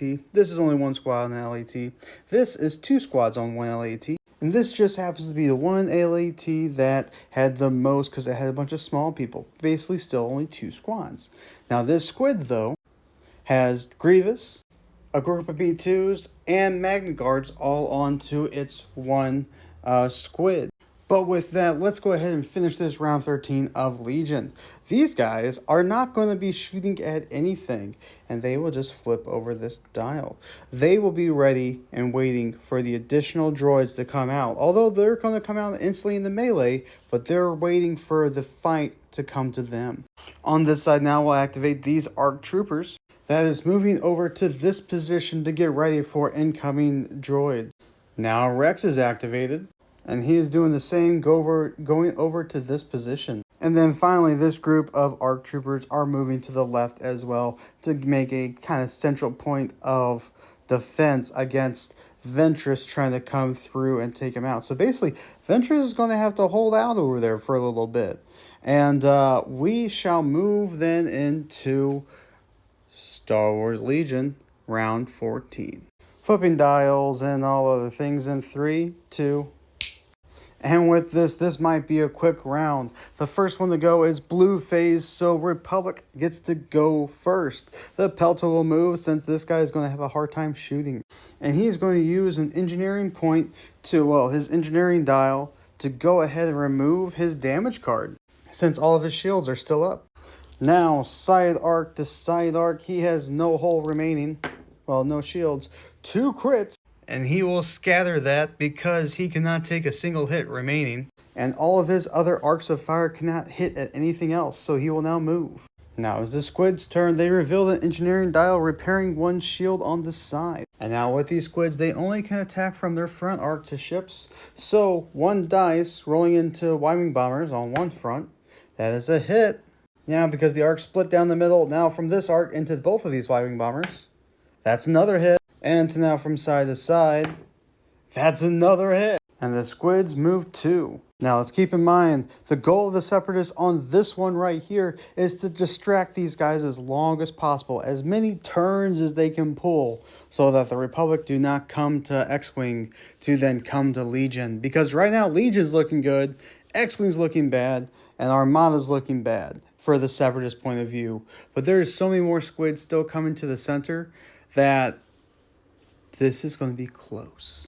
With that being said, front arc to side arc against the squids rolling. Wow, not a lot. Oh, he had a concentrated fire, by the way, so rolling additional dice. Okay, and he has 2 extra rerolls saved up. So he'll use those and reroll those. Ooh, negates. Negates can cancel out the evade, but it cannot cancel out a depleted token. Now, I have another question. Is when a negate comes through, can they not exhaust that token that turn? That's not correct from what I'm seeing in the rules. All the negate does is turn this to this, but you can still choose to exhaust it, which that is what these squids will do. They will choose to exhaust that front and negate all of that damage. But this token is now gone from the game. They're now running out of tricks, but still is alive for this turn, which these squids are doing really good, actually. They're really kind of like the weakest class of my whole game. And the Venator, coming to bully the squids, did this thing right here and landed over the asteroid, which they will take a face down damage. Correction, that's an asteroid field they just went over, so that's a face up damage, which is after you execute a maneuver, if your speed dial is greater than 1, suffer a damage. So he's basically going to have to try to reduce his speed, otherwise he'll just keep on taking damage repeatedly. That's a good... Ooh. Now with that, now it's the fighter's turn. Bombers into bubbles because they're engaged. 2 hits. Other bombers into bubbles. Another hit. Bubbles now into Y-Wings. 3 hit. That's a dead group of Y-Wings. Then the last group of Arc 170s moving into attack still. And that is the end for round 14 of Armada. Now let's jump over to some X-Wing for a little bit. You know, on the side note, now I have a growing urge to get a Venator and a Pelta to this table front here. I have a big urge to make them into X-Wing. But anyway, dials and all those things in 3, 2. Alrighty, first to go is this LAAT going 3 forward. And he retains his stress or whatnot because he did a 3 forward action to have anything slower. V-Wing moving forward and target locking squid. Tri-droids moving up only 2 and then evading with those 3.